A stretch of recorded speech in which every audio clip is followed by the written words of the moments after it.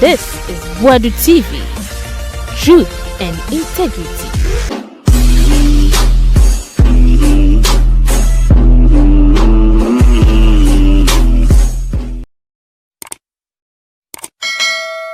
I Boadu TV, Yamamu nyina kwaba evambraso.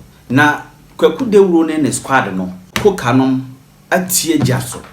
Ni nyina ne se Ghana mampanyi John Dramani Mahama kwanya wo fa so a wo chi amanfo Rambo Star sa na mo ka no ene no mo na mo so obehu na mo bogeti mo bebi ya chill ya cha denta komini ya cha bronye ne ya chi hwan untumi ne eti ibnade ya mo ye demonstration nya saketwa gidi seteje onu ade odo mo fa so no mo mpe na galamsey na NDC phobia and a brain do say ebe declare state of emergency na mo se mo tama na na do so am kai state of emergency na galamsey ni nsore se sabre ya mo tie dwaso to kude wuro no wo de yonkote mo na bai no petition no bai say yenyina di as chief justice na mo yankase yenyina di as supreme court judge asemi abeye tinye eda omaimu a lawyer fo edi ho enkomo na ordinary Ghanaians yenso ye ka constitution na eti ase yenso ye di ho enkomo ebi kire se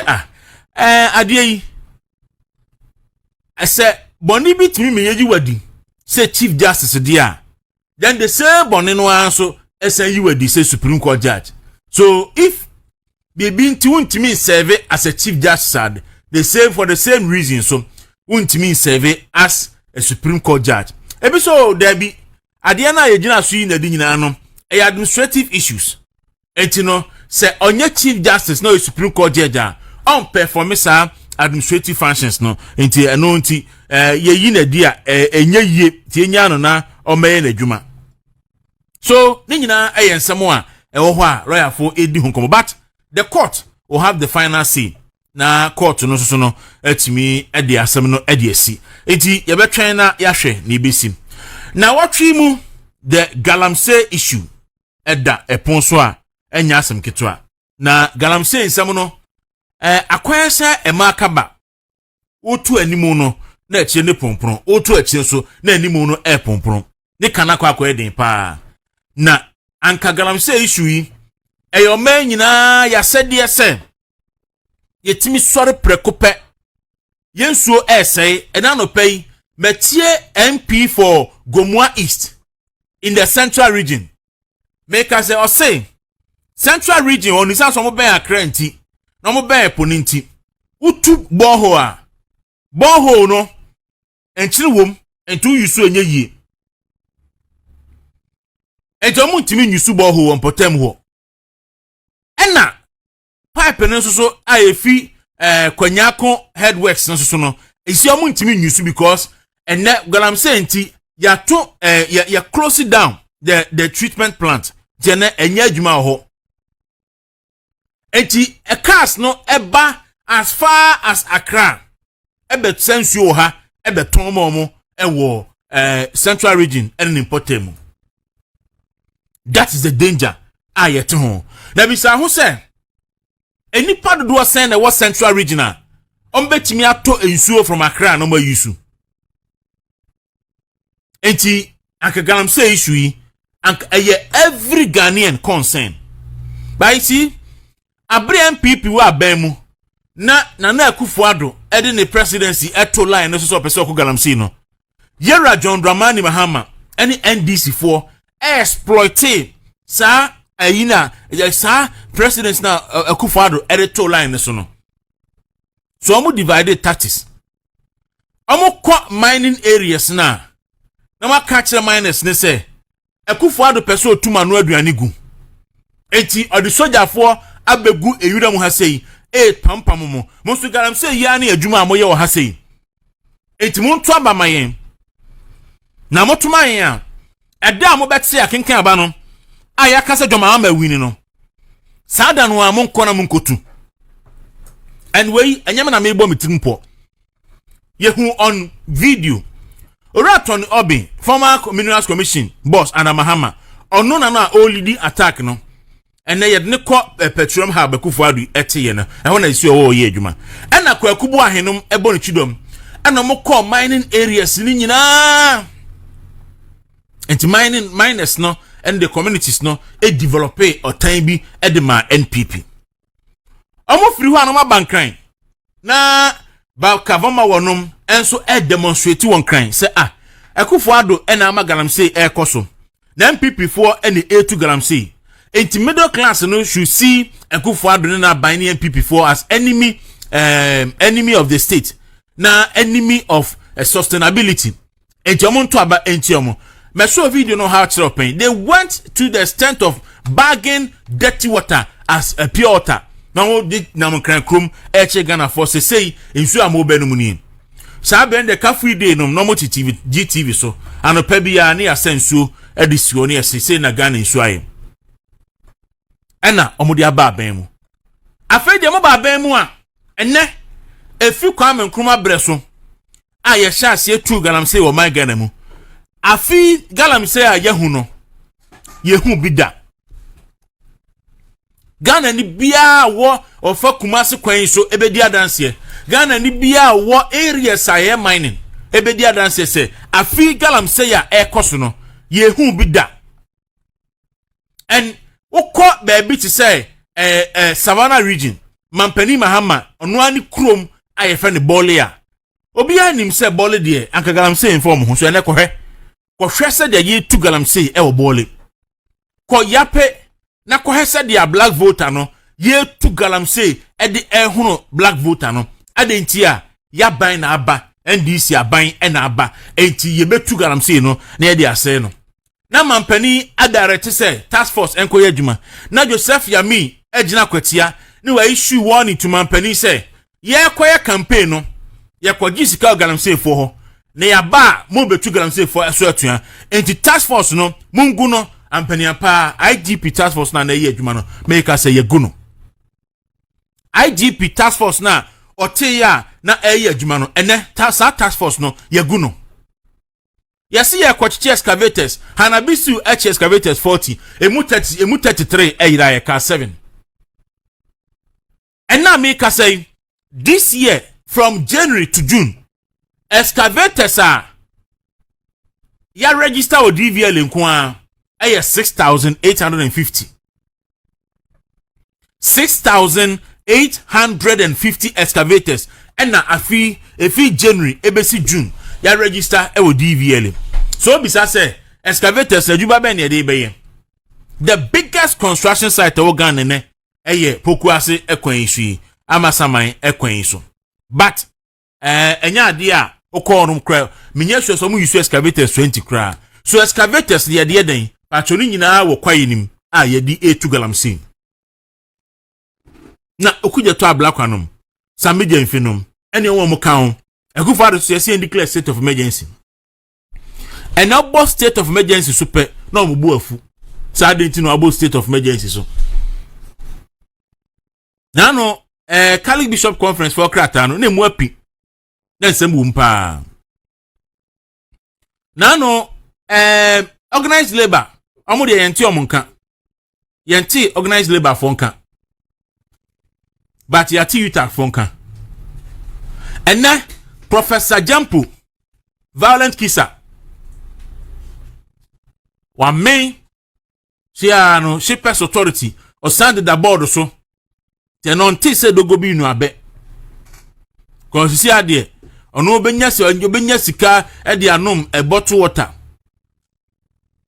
ba galamsey fight na Professor Jampu ejina ho e de beye ene waje appointment yi sena ne omu ye nyina no na e krokro de John adanko dada adre they never meant it ene galamsey ya ekoso Ghana no ebi nsi da yehu bi da yenti bi da enti eno so e wo ho anopai yebedu ho enkomo na the New Patriotic Party said Jomama Abino weaponize state institutions, especially security agencies, no, any investigative bodies, no, against the opponent. And Jobia wokasetia mahama abre opposition, no abo atuo. Obia oba abemu na wokasetia no so wabo atuo. Oya ya na iyoko fojira ofi. Oya ya na NIB funi. Oya ya na efrene sensi adifo afro. Oya ya okonso a bail na esese e ma no na the bail condition so no e de aye punishment. Okasa o TikTok ayacho. okasa otro bibi o Facebook aya chew ene koso na nkrofo fu so ebi abuse ayino de tietia mampani fa hodi so ba mampani share me central for me the press no ene ye hunu se sa mampani yakufo ado mampani mahama nkasa na assumption sa de na koso no enti ene mampani mahama atreating Ghana for se obia obetro bibi ka bibi afa ne ho bia no obeyusu IP address na odi ababe chew ba bia wo bia no do akwakotum na ne yoma jeli branch bi ohwa na ase enkoyi papa ase na adwunu minim de but yaman 7 months yeso atreating mampani but mampani mahama wo party NDC no ena moma atem didie ebeye attractive Ghana how did depend atemo a hade Ghana fo nyina so ba yera mahama breso ena atem didie atenie ebeye very attractive wa utimi di atempa no na ebo abaso and if 2021 ebesi 2024 obi on social media so bi anim se obi a odi atem sa bere bia no oye NDC ni onye NDC card bearer member oye sympathizer anase oyobi a NDC for na abone pa se oni atem ene Ghana ha unya aka atenie pa the apex level of attendee Kevin Taylor obi anim Kevin Taylor so obi anim nipa obone pa se oni atem ndi attendee Supreme Court ene Kevin Taylor na ora mahama attendee Kevin Taylor di nyina no wona ha the biggest beneficiary ena ade aba abemu na sa attendee ya say di atema ya ena wo pa emi yedi mpanifo atema okroma asen enti ena aba baby bi oho o kasa ya cho obi kura timi ko Facebook no atro rest well grandma na ya che no yedina kwesem 2 days and Sunday yedina court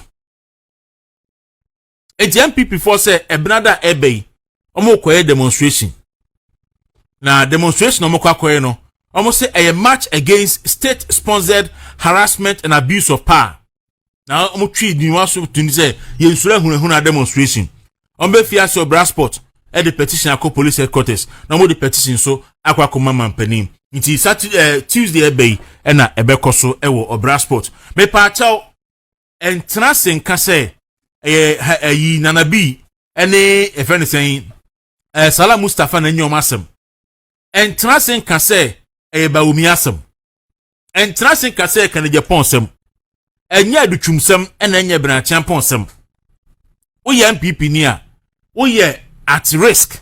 In fact, every Ghanaian living everywhere will be party. Once you have access to this device, IFN mobile phone, no, we are a jail candidate. Teniye, we are Ghanaian. Once you have this device, IFN mobile phone, we are jail candidate. You know the reason why? Because who are TikTok, who are Facebook, you fancy comedy, and you want to make a comment, you know. Or no, you are TikTok live, and obi ebe ye comment wa say ene ye chi ni wo da mu a na no we na asem no kwa ye yo enti se wo Facebook na wo tro bibi no obi kwa be tro comment wa say a obetimi akoje anajo mahama wo se wo side device here friend mobile phone na wo TikTok wo Facebook wo ye wo X wo Instagram baby a kai se wo ye jail candidate because wo nim ni a wo be tro ajo mahama ban bu befu a on ba be chew eti demonstration e koso yi many one can be the be because before say nyewa but ebetimi ayewa and found so NPP na NPP ni abranti ya kwachi na jail in 7 months menya sure so NPP ni police for na se police ni echi NPP ni a no are publishing image ye twa before say be mark shot ne beba no na ye the image no ama NDC for na NDC for circulating on social media Iwia na ya ye na eduwa ba beto the ordinary Ghanaian so ye chiwa a wonya NPP wonya hwe no ye chiwa na ye twa photo na ye do photo na ba beto abonten but se wo ye NDC ni dia ye chiwa photo ma abonten NDC fo a aban mu police force so machi om nyina none of them name them ablekuma 8 first 2 second 8 obi a photo ama so far zoka obi a photo ama na no ye se ya chiwa ha obi a photo ama so ebi krafo se omoboa etu ye NDC ni dia ye nchew e ba be kan se acho o vote bi e ma bonten but so ye NPP ni dia ye becho na ye gu anim ase wo ye ordinary Ghanaian ne dia ye becho na ye gu anim ase enu ti na NPP for say mon sorry o na wo misu kita device nkwa dia mobile phone nkwa dia wo ye jail candidate because betimi akọ jail anytime bia ti Tuesday no many wa masori na mesoso pele aswe na ndi ekọ demonstration no na ndi atentesko ko di ache John Dramani Mahama enti yenya no ayi yo no bites ne eye yoko bites ne ene ejabin bites ene japa bites dia na ti say ohoye me hoye aha na central region esimu nya nsu no no kwaku be 1 week ni sisi a mi dware te se de me ya ablution no o di pure tamiensa me pure tamiensa na ya kambum isu omunya nsuo kra na omo treat de amaye e ya mam wo central region na even de be ba ne kra no se o hwe ni a to de be okudware ahomache a na misu ye nuano ma se de me ma de ja odi gu hu ana wo sene o hwe ne ma e wo nsuo ni mu pa na sebe so bad the sansuo ni bibe dware no de be ye ne ho ye ya kwaku am say o ma ye nyina ye o ma ni nyina ye galamsey asema ye ba be kan de sabe me pepre me ho nyi prebo kwam o ma no e nyina ye kra Peter kwaku ma chen ye nua so now ye a class prefect o fia o yes oh okay then ni memu te sen oh nyankopon adom na ben ho ye timi nto abana o say a class prefect no aso wadi ache o ai se mu ye kutia no enti propose kakra mi di o threaten the rule threaten be 3 months say that what is I oh that me dey say me na me say me ma kire mo kwan me say democracy na kwa na tena so ache ai ma ye mo ma kire mo kwan say mu ye kutia no o ta say so ye di be waka je you go for say o me mo ano ai ejabin vites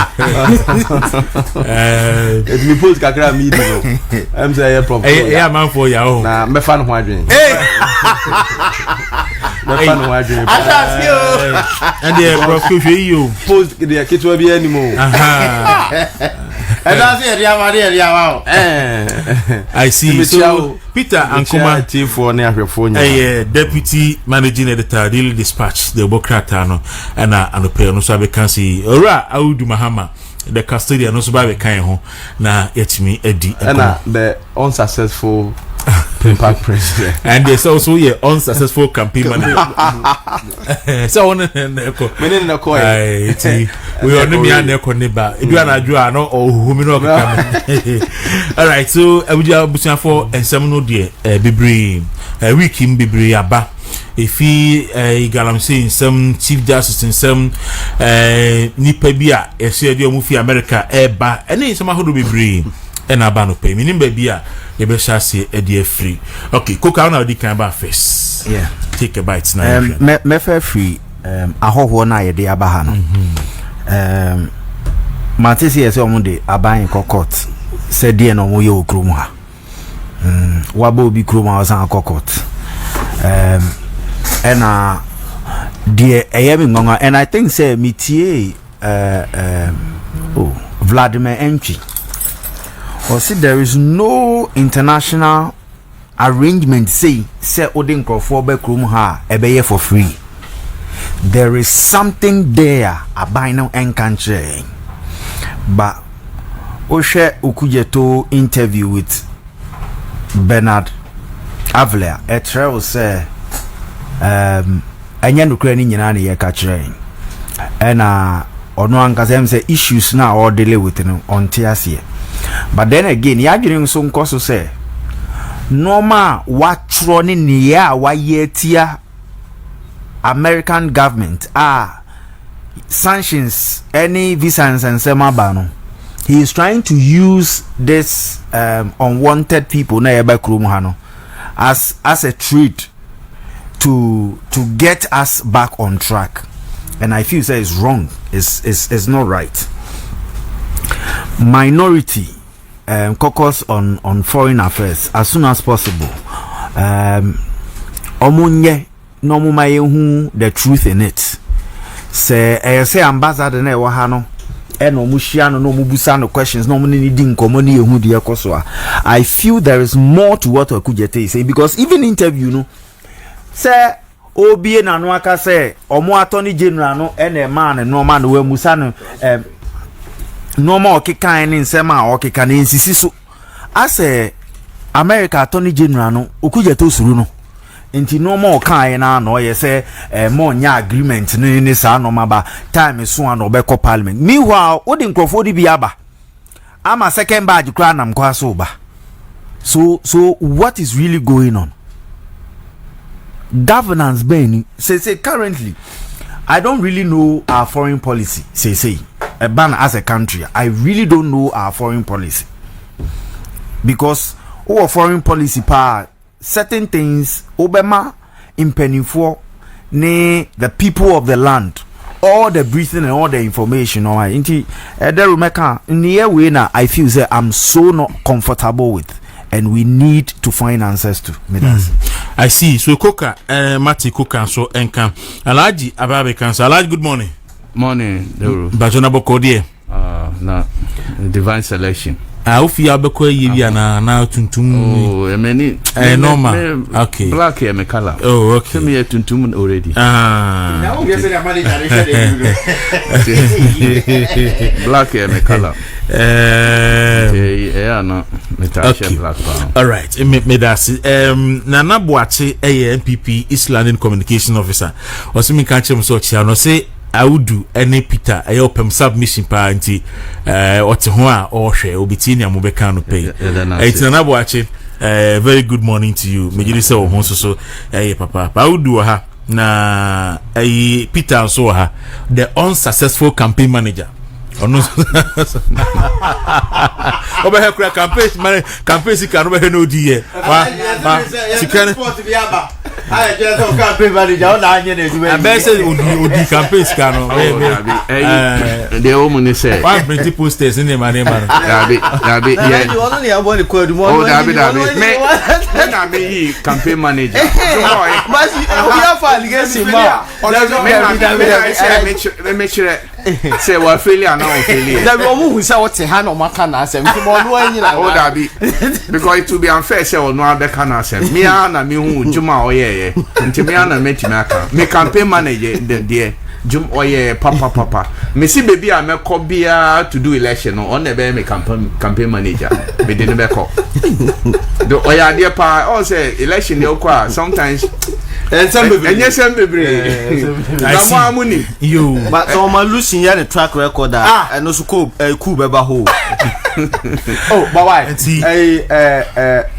McMenu yes the venerable McMenu yes so one na year chairman and NPP co-opposition yes na you one na the NPP bar power 20 as campaign manager men how ho the I said get here no pen na wo kana semi one for NDC and co-opposition 2016 no run the NDC as about power. So there are many examples. Prof Q, don't worry. No. Every power back. It's a message number.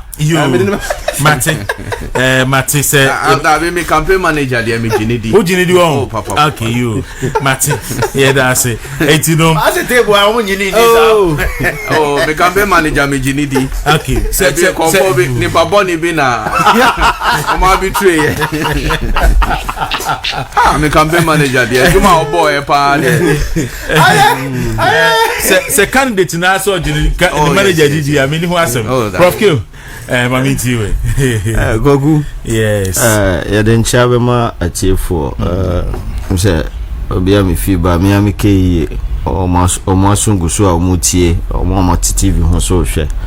Enti mechia chairman kankofo ya chairman ba ko a ya den ba for constituency chairman ewo commander edina eguafo abrim constituency nenu asumishia papa bi so no so obejina wo Trobo constituency chairman Fempo Manson chairman anapa mechia kwaku eja na concerning nipa mienu nipa ye so omaba no okay sisi a number ne kwa mimi nim omaba hin nipa na president akofo omaba no you say 14 edikan ba na you expect 14 so if you na eko yeah fiti la be Thursday ni che say omo ba menim so ma bedu dia omo lawyer say o ma land okay any say about yes amunyem say munyina ye be 250 aha kwaku we ayem yenu no sa o ka gitimo too yes em say ho asem kra kokopie court yes and then asamba em say ye consistent and synonymous with anytime President Mahama ebeba aban mu menti ase because yete o man mu ye nyina ye hu na dankwa Dr. Mahmoud Baumia etu kwan omo ba omo design no hydro ene de bae eno so kura ye nya the current education minister actual letter koma IMF for say omo consider as loan no muntwam because abre no na ye wo IMF conditionality a emma ye ho kwan ma ye mo bosia embo 1.5 billion dollars a year inti sa na tie dia o muntwam na so NDC for tu kwan na omo ba o panyima ama tu kwan na oba na anu wo jai gitimo tu sisi ayi nimba bi omo ne nam mate say ya integrate omo asesa omo din inti na wo hia no ba bi akra menye sure say obehu omo omokra de ne so omo ye threat ewo omo man mu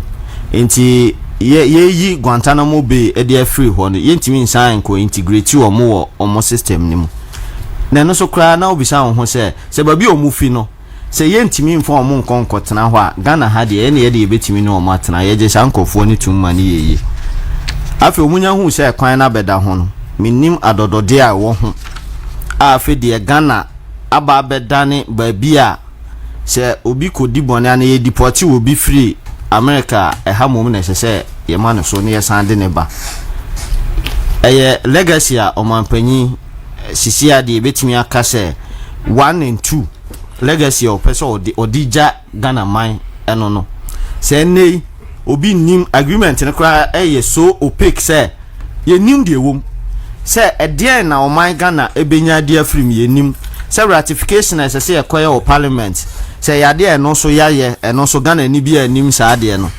ena nkofo na ba ha na omumu bia sanya akokuduro de o man Ghana de omumu 11 ede o man Ghana akokot se yetietie o mofa ahodie so na minim se ha na ede o maba no na o mompe ana se o moba bepie ye no se bibi na nkoye a omumu ma sanya akokuduro ede o man no ede akokot except say we know unnim what the agreement entails ntie bia na omo ne omo ye hye bia omo ba ye omo ni so ante no ti no omo de aban na kokot me sure me hu ayi nin kinkan what is India na me kasha na bi de na e court no em say Supreme Court no e ka se nka there has to be a ratification by parliament ani de omo koye omo de no kokoye ratification no ansan kofo na ba wie no Supreme Court e ma mu ai say da bi enye we bi o ba ko ni bia hot and Supreme Court e ma yi say anytime bia ban pese or enter into a bia no on fan ko parliament nti ababe ye mra nti so now constitution no Supreme Court ama interpretation of Article 75 no say before so be sign any foreign agreement say MOU say treaty say contract say bibia no say ko parliament and in the degree West Attorney General I think in the GMPC case no so nebo can energy and so court assign I can say anytime a by person terminate such contract bia no say no so ko parliament in the Martin versus Attorney General where you case no so court can the same thing so and unim sa cases here na a year Deputy Attorney General Gitmo 2 no na Dominic Aye Deputy Attorney General enti onim pa but obu na nyegu so ba yeso ono so no advice aban according to Kujeto Ablakwa no o say Dominic Aye ni say America Attorney General ne ka che ni say we ayemo you kentima ne fan ko parliament enti enu ntu no man fan ko parliament no enti America Attorney General ne na ekire no ono adwuma me so metie de me hunu say de enti a o man fan ko parliament ne say anopa mi du anim ho na kese say me fabo na me de bre menu apanyina Odu Mahama okani pefe ma ye nyina ya so te say overwhelming majority a Ghana for the ama NDC for no omo de be misbehave em say no na yeguso a ye hunu wa ha sei because NDC kokopie parliament a menya sure say be di 5 minutes nti omu hu ne say eni so omu ha omu ho nti enim de ewom ene asesa nkofo na de aba but kwaku yɛse hyɛbrɛ ne mmerɛ ɛna ɛbɛkyerɛ daakye bia ɛbɛba abɛdaadi ama yɛhu deɛ wɔm ne yɛbɛtumi aka bi sisi a ne ka na yɛ meden because you want person to parliament it's not about the approval but so the parliament or the content of the deal no ebe parliament ama obi Ghana fo nyina ehu na deɛ ne wɔm anti ɔmo mpɛsɛ ebe ɛhɔ na question ne wɔ because o gyina Ghana na mu ɛde ayade a se sika na beba emnya obotom na eba oman ni din mu na eba nti aden na nka even wo pay ye no akɔgye ade a wo de bre oman no na untimi ntu din ema oman ni nyina ye hu se we na mudi tumi ma me no mede mutumi na ye na emum ye de be hye suma ase ne ya ka hye eno den ya yenti ase nsɛm ni bia abe to say speculation ye we are trying to find reasons on our own but the people who are supposed to give us reasons omo ne yede oman sika editu omo ka no they are there and America Attorney General and say was Attorney General at large Magana because ono na watch ye Attorney General ne adwuma de akwaku meni bibia ameka wo we hu biem okay me da say Peter Boadu say ya chia atiefo achia ahwefo ho yes okay na ne o ni say ekroma say no krasa na no krepa so wo mun ni say on say oh my Ghana obuni be say we live in a global village ena said the akoye no yehia America for so hia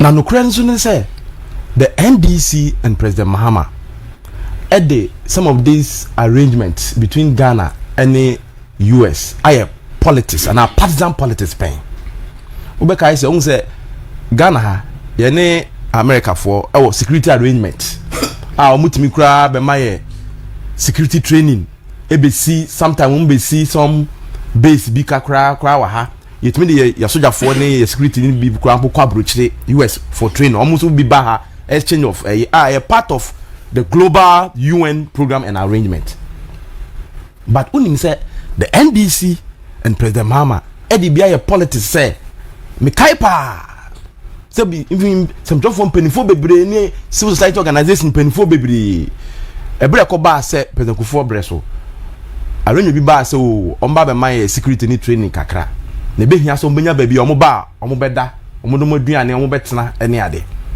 yenim deda course wo krom ha say na de ye kofa amebesi military base wa ne ahwe a akaida ne ho ne bobo che say civil society groups are yanti bi din da so once I be allow America for crown pa mo ma be see omum base training security if you tent crowd Ghana hampo de one here the next day I be bomb Ghana and the year press conferences upon press conferences go ebi kwa fa pictures or videos of countries akaida for ne terrorists air bombing and linky say once you ma America for me were not over the years that security arrangement no na hosa NDC benso ebi AC NPP benso ebi so AC but you know me e politics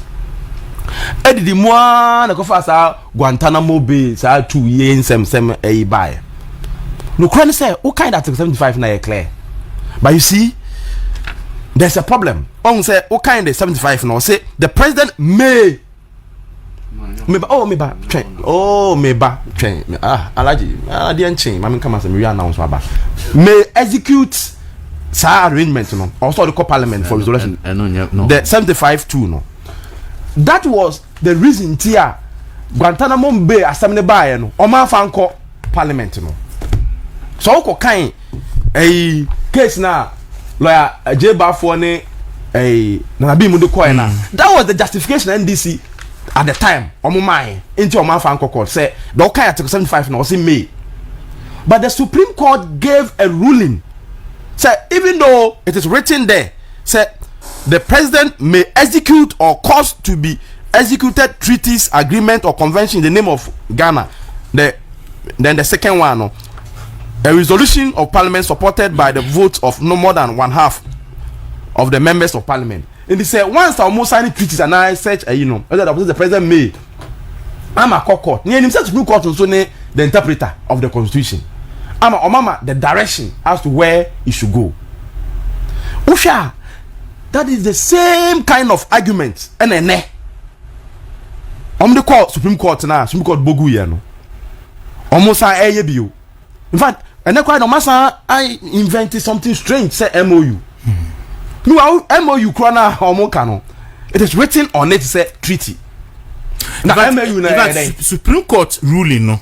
Yes. Supreme Court no ebo MOU nuwom na Kwabara Sante Kwabara Sante send me. Yes. Yi kakra mami try some making kind. We all say a trip down memory lane. Except of what Okujeto Ablakwa said on MOUs and note verbal in Parliament on August 1, 2017 after the June 22, 2017 Supreme Court judgment on Gitmotu saga. Or say, no, Okuwe direct quotation. Or say, the judgment revealed that, Mr. Speaker, the judgment reveals that, Mr. Speaker, that raises a matter that the judges stress on page 14 of the judgment. Mr. Speaker, the Supreme Court said that, and with your permission, I quote, the Constitution of Ghana bears no distinction between executive and non-executive agreements. Mr. Speaker, this judgment now means that every note verbal and every memorandum of understanding that the government of Ghana enters into with another foreign entity must come to Parliament for ratification. And you know, yes, on our learned former Attorney General and Minister of Justice and our current Honorable Attorney General and Minister of Justice held the view that there is no need for such to have a distinction as a country. They cited Constitution of the United States of America and South Africa. Mr. Speaker, just yesterday, whilst listening to the Honorable Minister of Finance deliver the 2017 mid-year budget review and economic policy, he indicated that there is a new agreement that President Akufo-Addo has entered into with his counterpart in Ivory Coast, where they are collaborating to prevent smuggling of cocoa and so on. Mr. Speaker, this House has not seen that agreement, and there are a plethora of such agreements that will normally not come to Parliament for ratification. Mr. Speaker, now, by the virtue of the judgment, all those agreements, note verbals, and memorandum of understandings have to come to Parliament. And you could say that was the argument. The argument Supreme Court say because of Supreme Court ruling, even Enkitamudia MOU Cote d'Ivoire, any Ghana sign say cocoa smuggling cry, Ibesia no, Parliament, yes, na Parliament enshim. But no could you say, Adientia such judgment yi ba ye no. Eba Parliament enye agreement no co Parliament enye ni say just an MOU. Now I'm saying na MOU any agreement. MOU agreement. Me say me ne Prof Kill. Yes sign MOU say every weekend we be or the member co base. Agreement. And it's enforceable. What I say? Until who co sign MOU, who co sign then. In fact, obvious say it has to go to Parliament. But I'm saying say they are using the article, the May clause, and just an MOU to make an argument on fan call. And strangely, na hedo haba no enya lawyer the court. Matise bi so almost ba ko challenge it. Ba ko hwe say we should enforce Article 75 and the court ruling no. Ye hwe de be kwakosi. Na say court na ayehu kakra. Very interesting rulings na heba. But ye hwe the court ne become going forward. Na ade ba ko so amesa mo wan say say NPP say omo nya kono.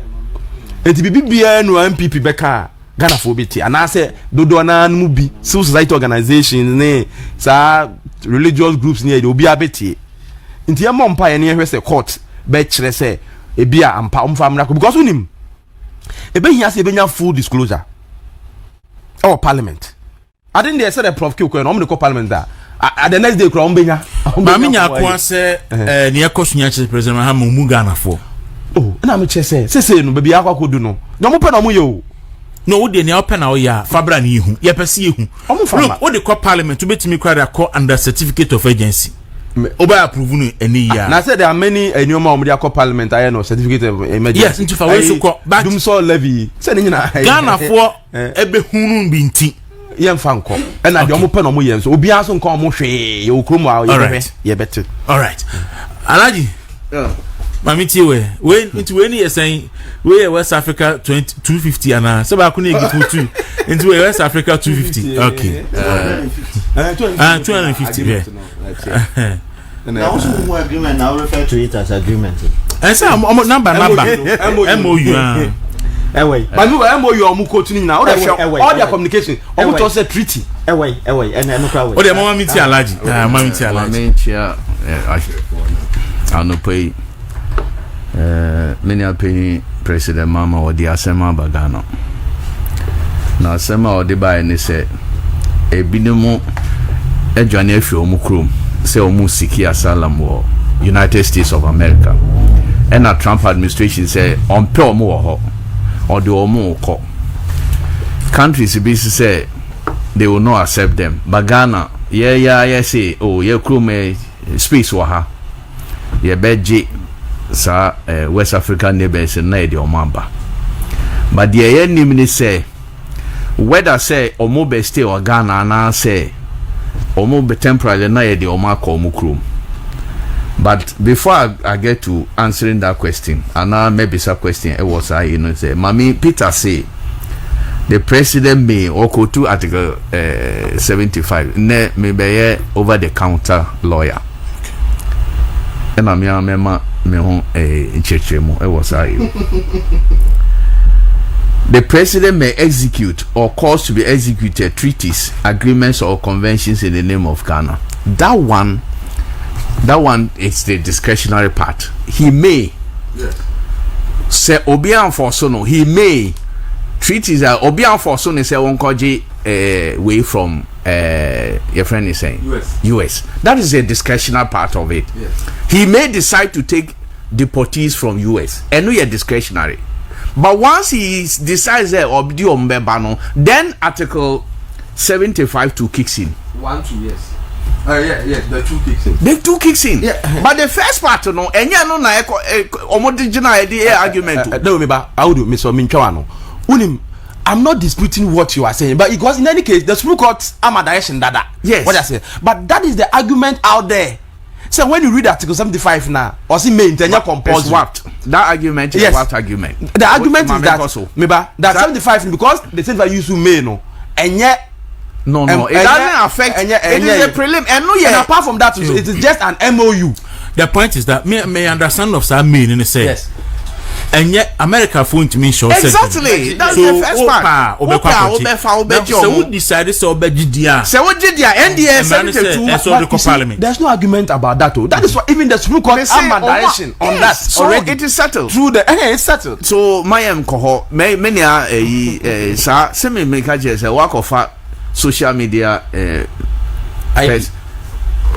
say honor be foreign affairs minister say ya na beba obi a oye social media freak tambia on social media yes say ukoka na o say Trump or president cry is always on social media until Trump na o the audition niama as Trump can come social media and no na say foreign affairs minister beka but the entire say so almost say deportees no mo lawyers in the court the deportees no omo or the court. Why not? Said they why Ghana should accept them to come here and live here. Okay. Because of Ghana, say Ghana is subscribing to conventions and protocols of UN international bodies. The reason as part of the arrangement, some of these arrangements are normal. Ghana, but in any case, there's nothing wrong. What you say? Honestly, Peter, there's nothing wrong with you. Mama come asem. Say, Mama inti. Say mutie me mo nyina mo kasa meti hadi na me. Nobody should interject. Enti na me yi. Obake, your mama say Obake. Obake. Obake, welcome. And on the church. Also, Onim. The entire, first of all, let me speak about the entire NDC aban mama aban probably on pese or the beko a parliament. And only say omo de kwa said the mini adewuro kan no agreement, details of agreement will be disclosed as to whether ye sika from US na ye omo an say yanje sika. Say foreign affairs minister say ye free yanje he.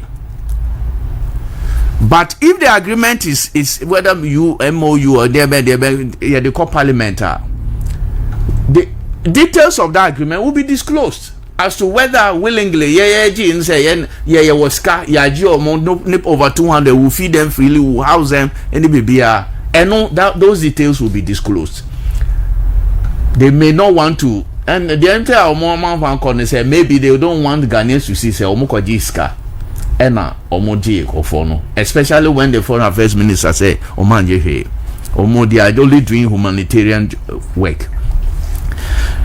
Okay, say US, UK, any Rwanda almost signing similar asylum seekers transfer agreement. Yes. That agreement was approved by UK House of Commons. In fact, Rishi Sunak administration government, they had paid in 2023. How much did they even pay? £240 million and all the Rwanda for Rwanda to accept asylum seekers in their country. For Rwanda to accept asylum seekers, total amount now £370 million. But that time, no, Labour opposition, Labour force omomo de omoba that agreement ombe cancel. But Rishi Sunak had already paid $240 million to Rwanda. Say Labour by Oma cancel agreement. No, do you know Rwanda is requesting say omo demanding say scanner agreement here no UK should pay to them. Yeah, Rwanda has been able to make so much money out of this agreement. Yeah, war Ghana no. And by the way, some of them were also African neighbors, African AU and Rwanda GA. Some were from Asia, oh baby. By area, no, we have been taking more numbers. Yes. Also 200 and saying 250, yeah. Yes, we are not getting anything from United States of America. Giomo for free. Warehouse for free. Does it make sense to you? It doesn't make sense. Now another one made and they say almost they are now going to Ghanaian government is going to call governments of those neighboring countries for them to provide plane. Say Ghana will not bear the cost of it. Or more those governments say Guinea for no any their government should provide plane. Na yedi omo for koma Guinea for. Did Guinea say they want to accept their refugees back? And you can say somewhere 2023 or say 2022. Yes. America for can some deporting nipa 7,000 biaba Ghana. Yes. Emo money akufara baninya issues. Okay. Yes. Say Mama say John Mahama and Koji 7,000 in buy. So first of all, the people were running away from their government. Yes. And they call almost asylum. Yes. They were refugee or they were seeking asylum in the United States. They were running away from their governments. Wo Ghana wakoji omo.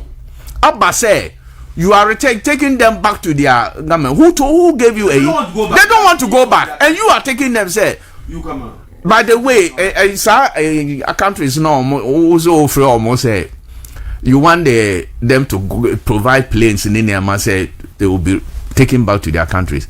Did those presidents say they want their people back? No. Now one also interest. One also say you are taking deportees from US. Why will you say you're taking the people and you are now taking them back to their countries of origin? No. Well, the places they are running away from. No. You say you are taking them back there. Does it make sense to anybody? Now, the reason why the people are taking the government of Ghana to court, and they say, almost say argument, and they say, why is it where in US, they have taken their matter to court too. Okay. The issues were being challenged in court. Their deportation, they were challenging in court. Once the case was in court, what you say?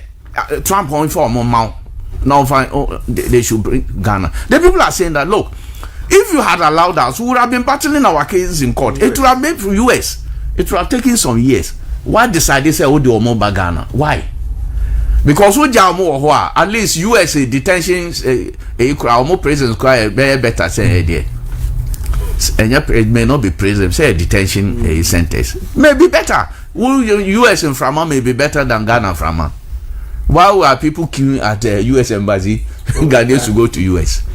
Obia yes, trek say or Daniel for Nukrum, ako US. Because Nukrum no, he facing harassment in India, or seeking asylum. Trump may say, oh, more months now. Let Trump solve his problem. If Trump feels that he's sick, he cannot deal with the people, he will fast through legal ways to transfer people. Because who say, I deal with Ghana buying. So almost say Oman just can free Trump administration or agreement no more. They should disclose it in parliament. Because Mimijidi said this one is not on any humanitarian grounds. Omar Kojiska and even if it is not a Omar Kojiska with other your friends saying things are Ghana. That's why they accepted the people. If not all these countries, why are they not accepting Ghana? Father Christmas say Beijing Nepal over 200 their banner ya video move free ibia. But the people are here deport them. They must agree. So they indeed want to even go to country A or B or C. If they don't agree. But that is a problem. But you are saying that you are even taking them to their countries where they are running away from. That's what is this? There are issues. But now me just say, Alaji, Ubet Kasai did the case is court. Yeah, but no, see, Parliament and I court. So yeah, very interesting. They say no, me court no animal farm ruling now, but no. They say court today, Mr. But I hope they say the people there will get justice because Omunye Ghana for at least that animal farm Ediama Ghana for no, we should use rule of law. Ediama foreigners. Animal farm there should be limited to Ghanaians. Animal farm ruling should be limited to Ghanaians. It should be extended to foreigners. Until me bumpy say or I may hope say those refugees, they will get justice in court because Ghana, to me, unlawfully accepted them in this country because they were battling their case in US. And please leave them. Your Ghanaian government should have left them to battle their case in court. And that is why the reason why Ghana for the only reason I would suggest is Ghana for your money say Ghana by your money say there's monetary benefits or other benefits that will take. Look, it cannot be that Ghana will take all these people and feed them with our money, all money. It cannot be because there's a cat there somewhere. And because United Kingdom case. Yes, some BB, and that is if you quantify it, it is still a benefit. Yes. That Rwanda case I'm here, at least each refugee call Rwanda a week $50 $50 a week at least. $50. See, 1 month or you're saying $200 a month. And now you the video more. Even though you Rwandan government are taking money from this thing just to house them, just to put them at their detention centers. Yeah. They have also UK government also giving them money for their feeding. Now there's no money from US for their feeding. It doesn't make sense to you. It doesn't make sense. Alaji Medasi. So Alaji Audu Mahama, managing editor for the Custodian newspaper. Hi, Bichrim on Movement TV. You're live on Facebook. You're live on YouTube. And pay Michremama Gordon Asaribidiako. The next issue, galamsey. Galamsey abeye a big issue. We can make us say Prof K do for Central Region eba. Enti Prof K bet me amaye mamen kono ho first. So yes Central Region for inyan sunum. Anopa mitie Gomua East. Sa hona pay to Aye, me tie ni interview and pe say you see omo ahyase e kra nsuo finkran enya de ko central region ko gumu ahokono na obisa say because area ho no utubo ho a salty nti si emu se nsuo ndi finkran ha na de ba nipa do sign na wo gumu am betimi ato nsuo de finkran abe use galamsey issue mamenti o Prof Q Kwaku aye ayo ho se me wo a state institution bi a regulatory utilities no me pese me bo mudin but obi abetimi I infer from what I'm saying me wo mo platform bi so a say electricity o say water issue sometimes if you have problem I would the top platform ne so they respond to you. Also say one institution pen regulating and you be the wow person can waka Bogu he say go say on one say President Mahama any abre eje 250 Nigerians ni Gambians abagana ha onu so ni kromu for 14,000 adan refugees so Cote d'Ivoire na ni abre a ojin kro for refugees no ni kromu for so komo so adan refugees so abon me no kro nkan wasem the press conference no nye say obi ya adamfo ebisa no ho asem a aka mpo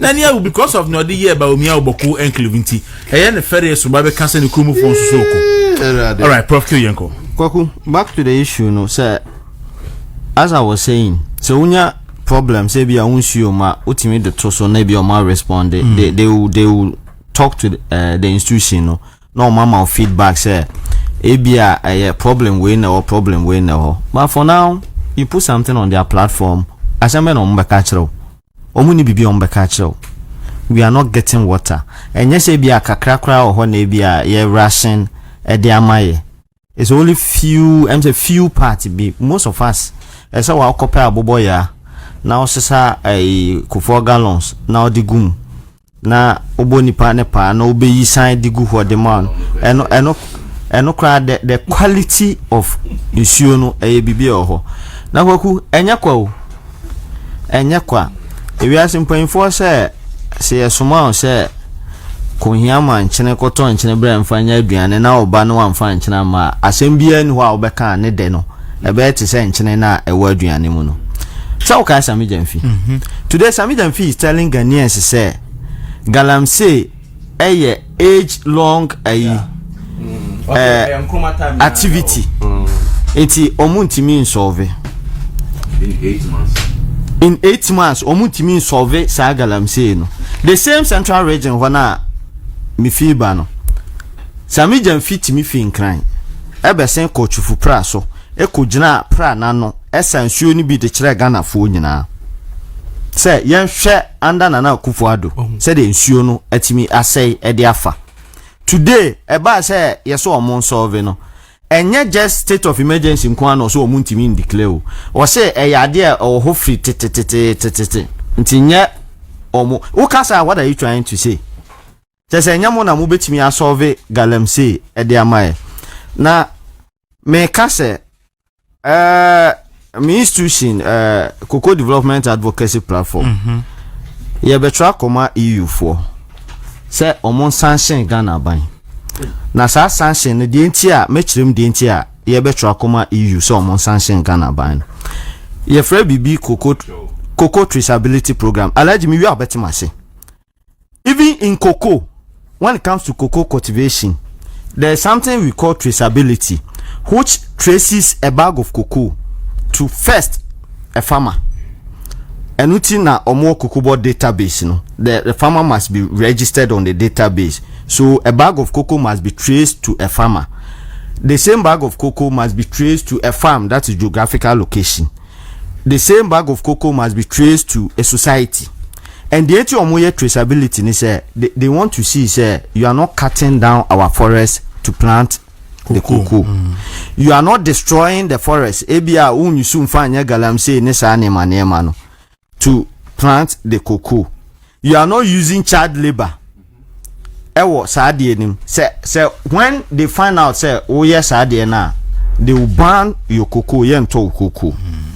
Now the anti-America now, that is the reason here yakasi ebetra koma EU ni say now the country Ghana is enabler of galamsey activities through the activities of a gold board. See a gold board as centralize cocoa a gold netto inti a galamsey for gold omo ye nyina no and gold board. Is that not the issue? That is the issue. Until gold board and I say aban we so be traceability. Now one who say this time around see so here to gold that the gold must be traced to a licensed firm. On also engaging in responsible mining and say na yetimiato no. The activity of galamsey yes no. Aban na ye ha and register excavators as man air cost no. Rather no, it is destroying the environment now.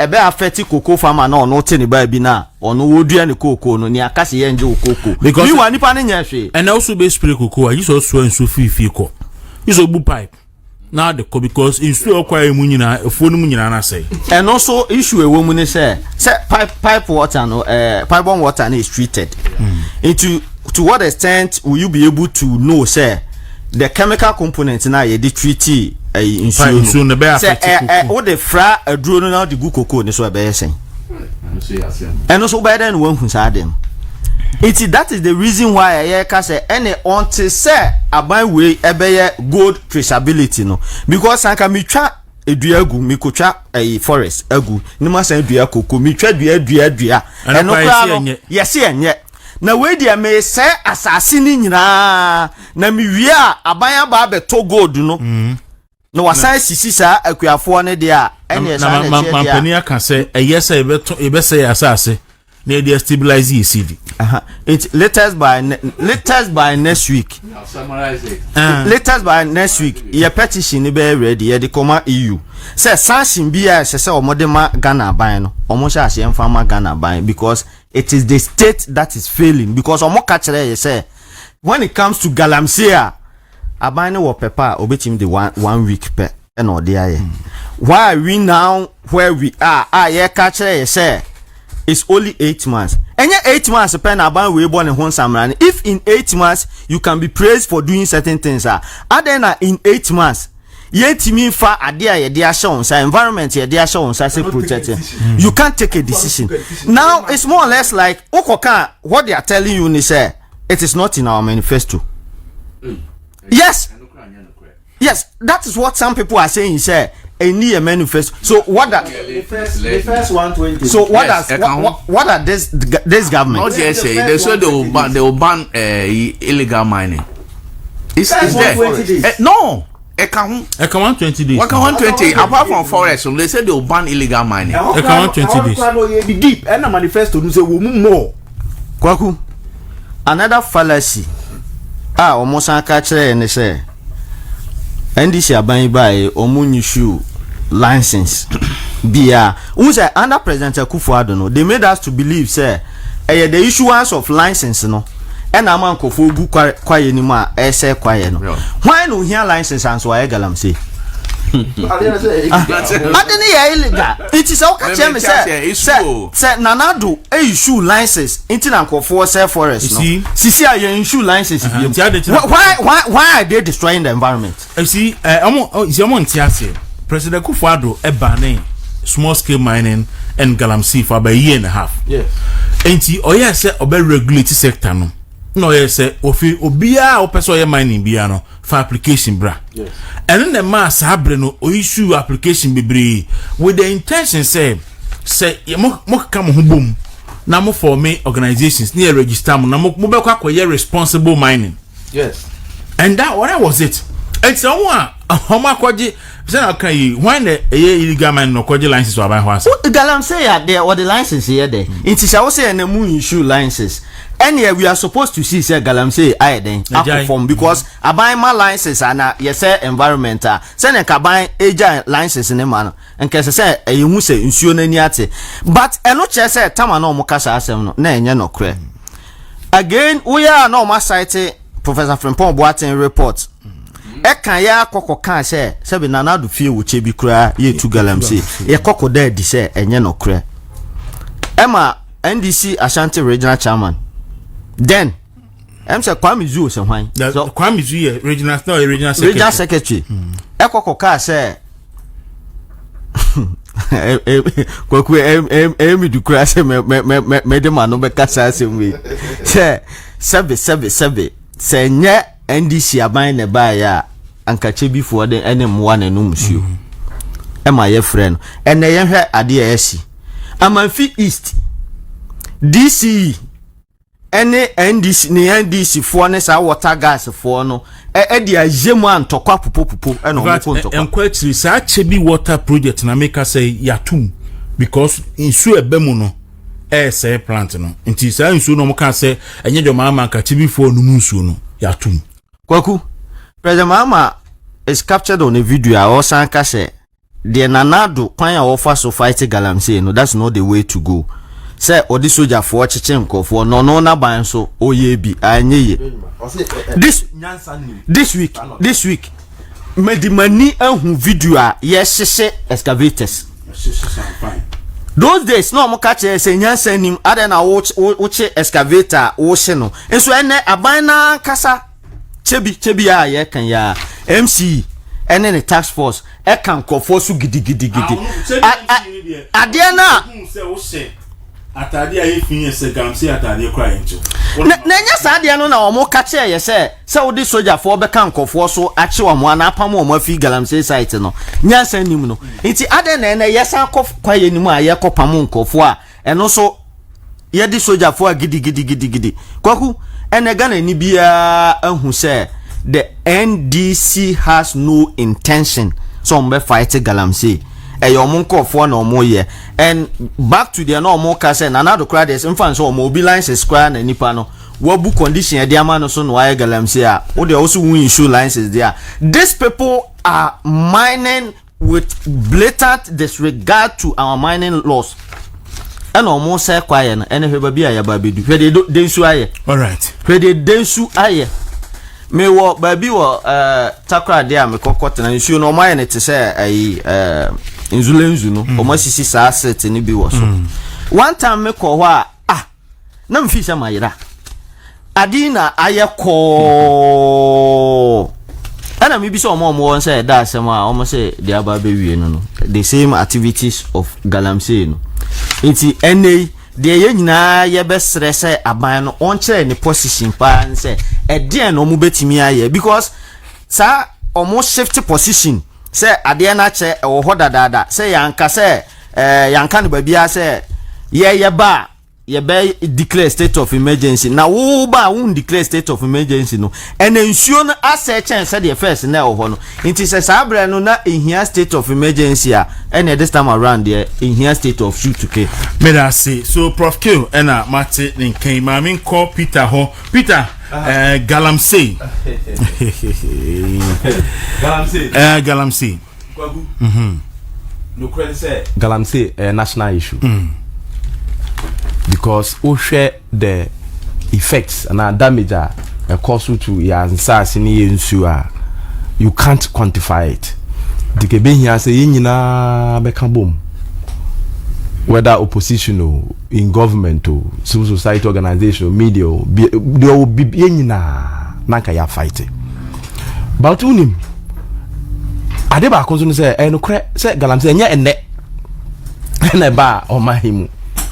But the NDC and President Mahama again took center stage accusing NPP and President Akufo-Addo say na ban so there and anonymous no galamsey activities are akoso and yensase ni ensu aside e bin see that. In fact, so tie the press conference no cramba. The press conference no cramba no nim and probably we more but the nya kwampo and go into it. We need to go into it.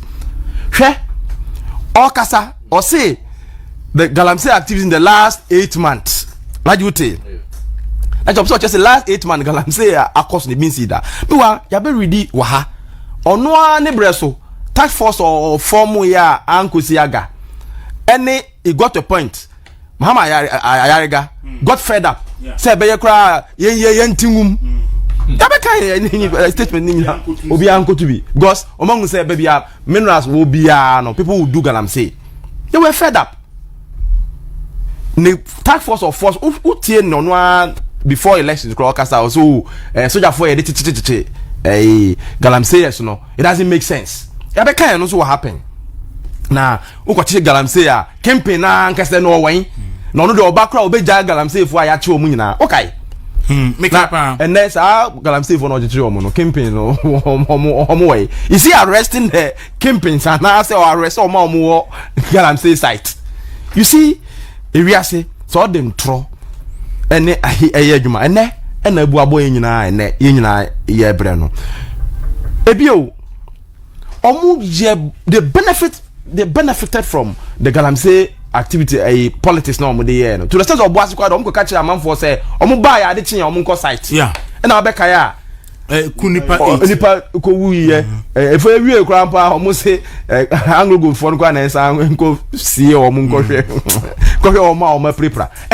ene ko boas zongo boas anto boas obusafo omu de hye wuye ko hwe omu asetrem wo unka de ufie na ufie ya tutu e ase no unka no dero ayare ho serious ano meka omuti NDC fo ekoto abama NDC na after NDC omu yes omu nko galamsey omu nko site omu ko ya omu ni security ko clash e bi wuye ebi no omu wayire wo ma o kohe o masitnem and is panyu after say omu ewuye bi prepare this from panifo bi led by the regional minister ne ekọ sra omu nsi obi o ekom any kohe o masitnem a o maja omu wa omu de enam ene the NDC people are involved in galamsey activities chen aban bia ene Prof Q Boba could be about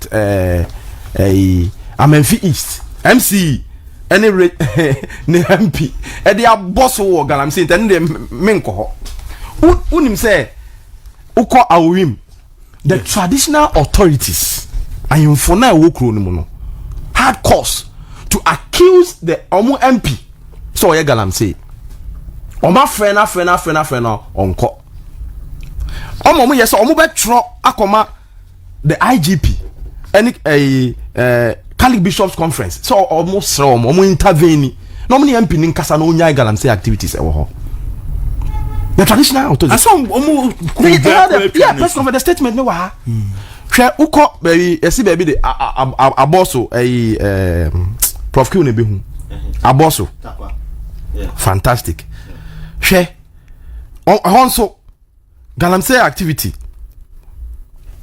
ekoso and also the same thing aboso traditional leaders one NDC chairman over alleged galamsey aboso ben takwameboa so the traditional leaders of aboso have issued a strong warning to the ruling National Democratic Congress chairman and its ward members Mr. Dela and his group, ordering him to stay away from their lands which they allege are being used for illegal mining.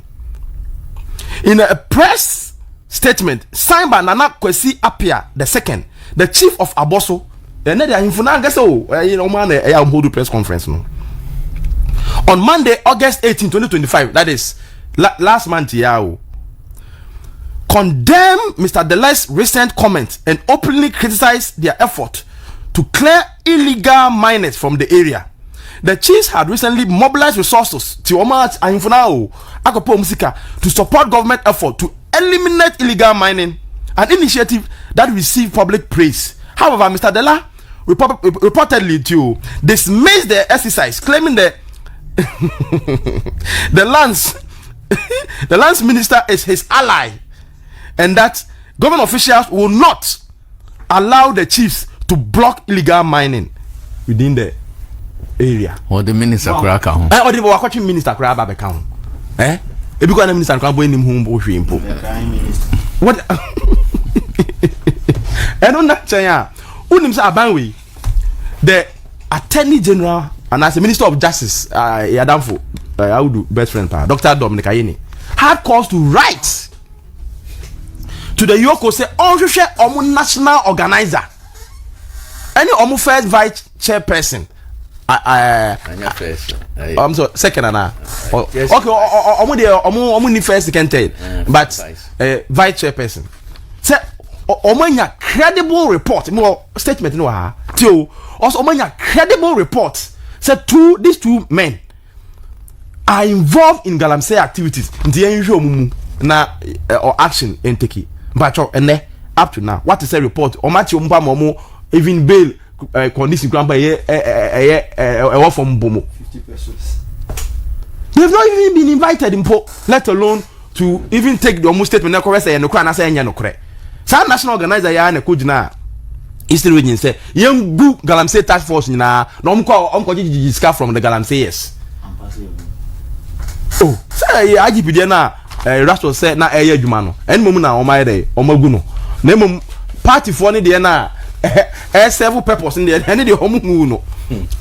You see the irony of life, the security agencies in there now corner force and homu there that is homu na ko jiska na mom party members task force president no man na kan president na kan say IGP there no na omo there omo jiska na party for there ne there omaja okay me ba me manu be besi ya me class prefect nti ya me kasa enye okay say bia o ana manya ke bua wo so ba ko hye ya no machi na why join ku na muza na say meja the campaign na me yeti ya wo no oh ene wo we ko egusi aga minyanko ya no no me dem makama sa uni say president Mahama aye ni press conference no o state say omuma mining list bia say obia nko forest nko ye galamsey okay yes me was statement no I brain you aje ujina me so kra nka makopɛ no makan a o che say or state on authority say omuma obia license say onko forest nko ye mining. In fact it was part of omo campaign message omko share UT omo need to use in a society organization here campaign say you play LI 2462 no even though o share LI ni ye pa there are a lot of even big mining companies omo forest what I say but so oba power no say there's a conflict no judgment debt as well. Yes who repair government will have to pay some judgment debt because some of the big companies need to mine forest. And in fact, the main idea behind Sahara law, no, and said, yes, the president wanted to sign hydro deal, see a bit 2 box site, in a forest reserve anymore. Yes. Then in your civil society, for which sorry, someone court. Yes. So that's the president. Then say airline then eba. Yeah. So that the bema kwaina ubi atime wura forest reserve nim. Yes. No akwakoye mining. Yes. And so unim adwinbone because omo tese yes won to me wo large scale mining license e wo tanu me no. And nobody here promise. And for ba ban mu no hu say it go beyond won to me. Yes.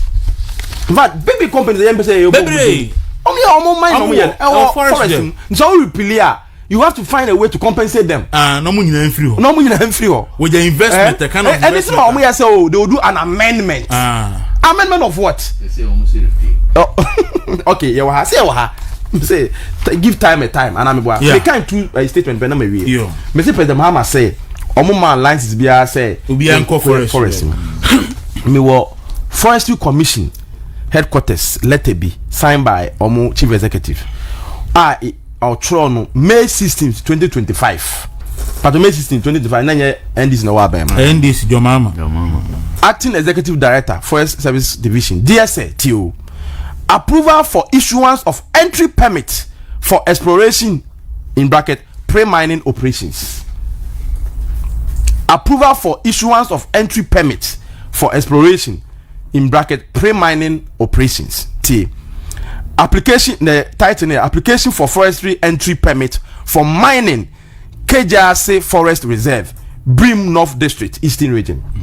Because the first 2 paragraphs we refer to the mining lease granted Mrs. Gateway Exploration Limited by the Honorable Minister for Lands and Natural Resources and the company's subsequent request dated 6 May 2025 for issuance of forest entry permit to undertake exploration in bracket pre-mining operations in their mining lease area within the Kejasi Forest Reserve in the Kede Forest District.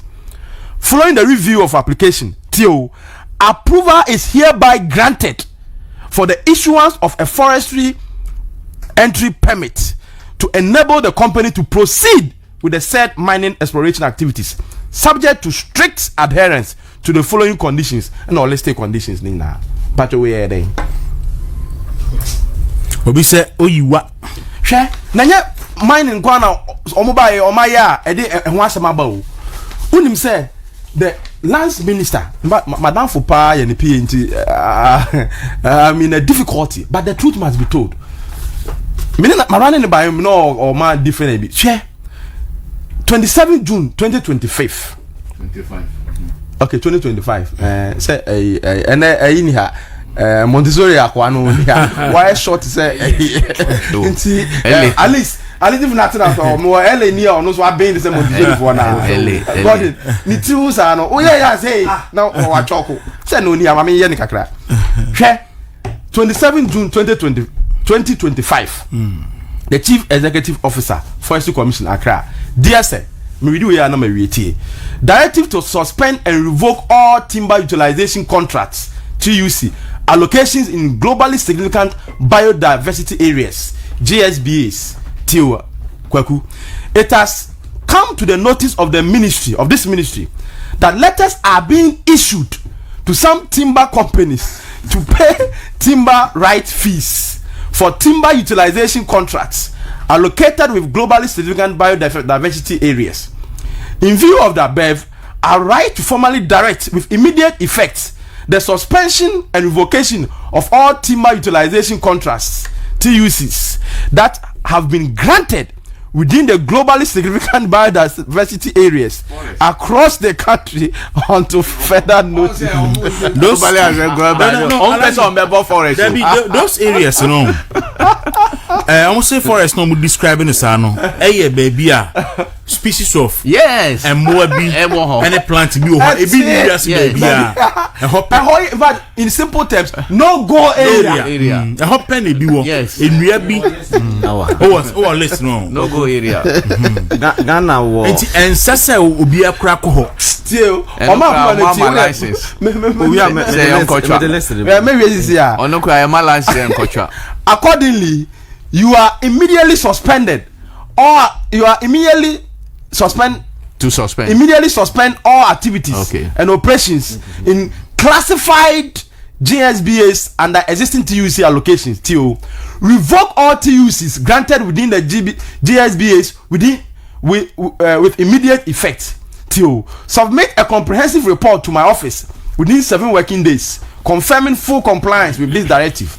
Submit all allocations for the grant of timber right, either plantations or natural forest, to the minister for approval. Or we will be signed no copy the board chairman forestry commission. 27th June 2025. 2025, yeah. So in between that time now, 27 June. Now operations are cost. I mean, issue say no. Omunyai no. Omadi say no go area. Into Omunyai. Go and ask yourself whether questions are directive, whether it's been even a omati mpa. Madam for no na me argument and run say omati. Me so up to now me a copy a chesa and pass omati on farm. Okay. Because my information is that you see the NDC, this is NDC for you. You are the benefited from the campaign. Making all sorts of allegations. Omoba the AI, omoba campaigns, omoba galamsey 2 weeks, omoba stop. In fact, you declare state of emergency. Now galamsey a national disaster. And the mama is saying indeed it's a national disaster. Ama Kofi Bua sani video no can declare state of emergency. Ube kasi wabo. Declare state of emergency. Say yes. Declare state of emergency. And then you are about a lance minister. Yo. Ni kromu ni office. Last will be sending me video. Be send the office. And ni mu say you too. Actually say you too. I me see you. How go boss here? And then I would mo kana me person respond. Efie ye tu da yechi nanu bogoso Who fear? tie Peter nanu bogoso mines for a blasting all no ne sister fie omo blasting we ape store bi esikwan ho ne sister fie afafra me pesika ko si da obo ase store bi esikwan ho no say ne ye tu ase nyina Jehoana e KV in I'm not that say ye two ho ase nyina nti da kuro ye hwe ye tu ana kuro nyina ebu agum yo eno ano prof you say forest near say do saying GSB ye wo 30 na wo Ghana 30 makumako 30 makumako 30 okay so it means Western region kwa yo 1 2 3 4 5 Eastern region yo 1 2 3 4 5 Ashanti region Ashanti region so I'm say yo wo be 7 and central region yeah 4 okay and until you see me it's on Matiasimo me ho no na minister I stop wo north na mole park no and say no so mo remu yeah na minister actual letter so omunya yi mo remu because you see ano those Bandai Hills no mo Bandai Hills ka Bandai enye yoti ana eno be wo oti dambai there ye wo Tanofe ye wo Akrobon Ahirasu Abasumba Adoso ke 3 points 30 you say 30 okay so no you say special species of animal any plant or hono be ni wiase bia and NDC for ati ego so mutui alaji mamiti we galamsey declare state of emergency as wabo and no ba bahemu okotena TV so anu usu mamiti alaji mami starting from a state of emergency oma say ministers cabinet ministers oma says Akufo-Addo Aban on declare state of emergency see any momo Sam George now minister for communications name Minia Madam for Ama Kofi Boa so on the lands and natural resources minister why Boa me hu na che na wadanfo anaso gusi wadanfo chale moyenja hasa moyenye but no emi my make say no emi ni papa madam for pa but since I buy me hu no sa me say down hu me madam for enumenia Haruna Idrisu ono so kai or minister for education yes cabinet minister Saina Mabo Mudi therefore okay among kai me be say gold board ikra ono kra kai yeah okay now say from there no and Peter Church the most consistent yes Catholic Church almost say state of emergency almost and Akufo-Addo they insisted and under this administration John Mahama administration they are still insisting say there must be a state of emergency omo akodani labor unions organized labor if you talk for so ati omo kakakra omo ebi omo asate omo so at least omo new president no say former president omo oya agine post nti ono dey or say on the say omogeji you talk for nyina dey ko G post or say it's too early say aban way it's too early to be pushing the more time now only radio 95 omo press for state of emergency at time now I hope say they will continue to press on this government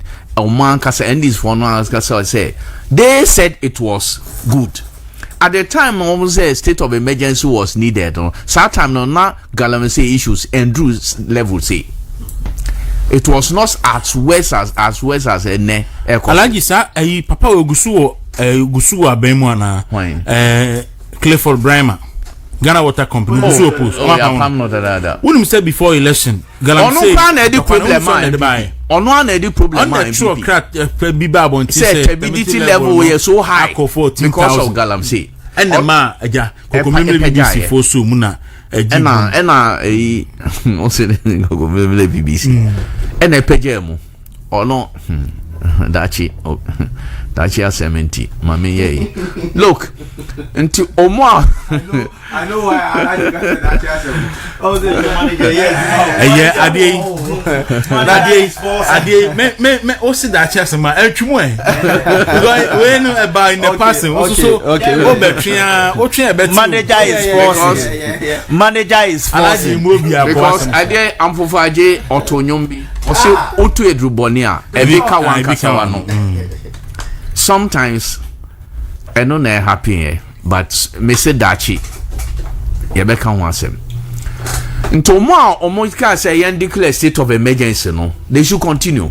In fact, ministers no a Ghana should push the ministers no omo president state of emergency. Say omo abem last time me be video of Penny Ajinasare. Yes. Or ye PowerPoint presentation na sorry. My goodness. Na oyi so say no yi Russia insu no yi Canada. In fact, Canada insu say they clean omo ye go say na sell ye man ni wom ene mu nyina idi. I think say Ajinasare na sorry man should be disappointed in himself while stop his idea. Yes. Because I think he needs to do PowerPoint presentation. Yes. If he's really genuine in what he did that time. Now, so when genuine said or person fighting for Ghana to fight galamsey, it's all your PowerPoint presentation. 8 October 2024. It's all your and yes sir, our Ghana for Becca say or ye nyamini pa or ye nyachum. Anopa utwi na bapa o.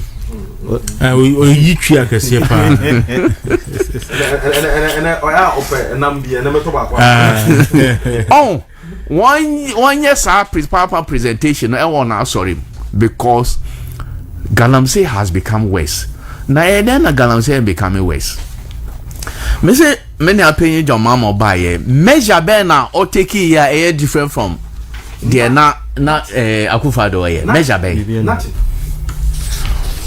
and some people have said I'm tempted to believe Omo say on a enabler of galamsey. Okay, yes. On a enabler on them galamsey etija. They say able to be anti-chase no. They say galamsey no etuo. Look, wo yakoye few weeks to elections and na say o call galamsey area. Then you held a rally. Say oba. Omo ayachi omo or doing galamsey no be release omo to go back to their work. Omo work na dey. Destroying the environment. That's their work. Also the campaigns no Yes. they were hiding. Now say Obey enforce illegal. Illegal more. say omo ayachi omo for doing galamsey no me ba mema mo amnesty na mo asem koyo omo juma. Ani omo mo jeli omo no. Yes. Omo amaye galamsey ya jele omo. Also obe mo amnesty na omo asa koyo omo juma. Juma be na omo koye. Destroying the environment. Say adie na atija. Adie na aye wesa. Who has brought it to himself? Say meme galamsey say meme I'm tired though. Because enya dia President Mahama obetima fighting galamsey. Oh no.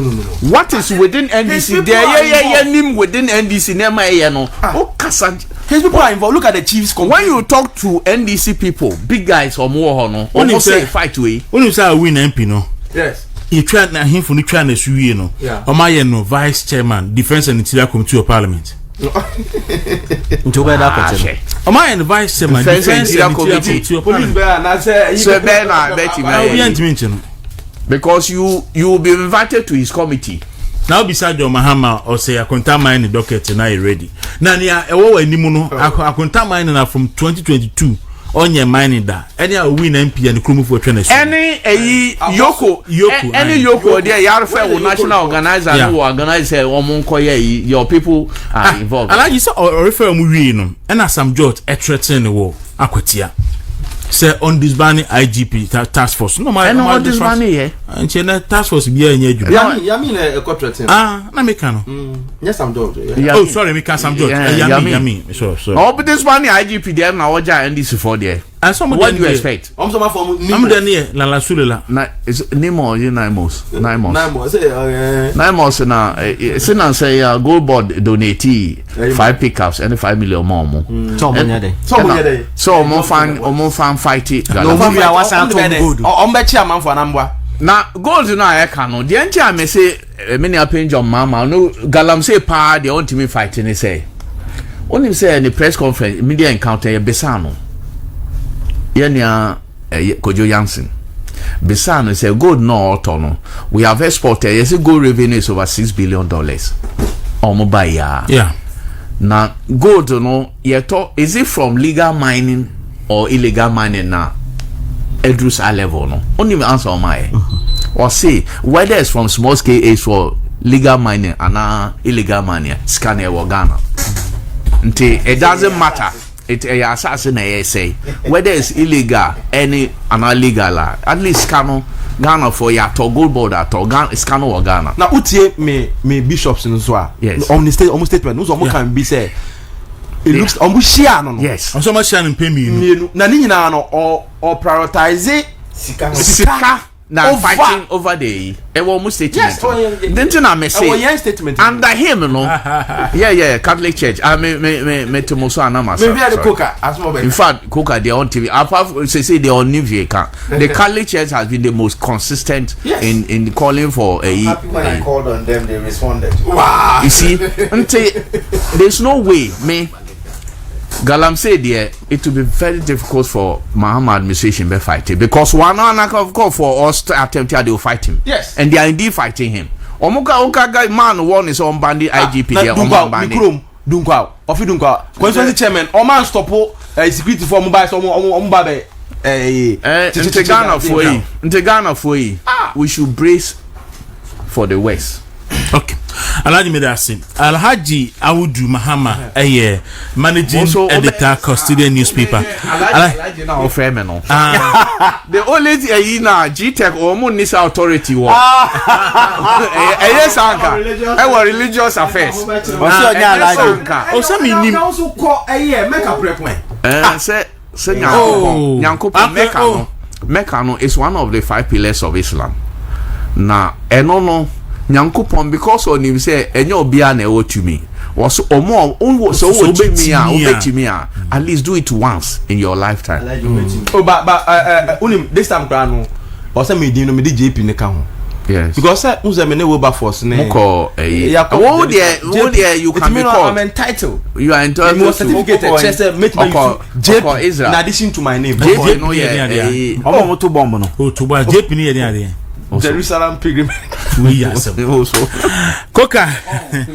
Jameno me there no because so unyanko meka.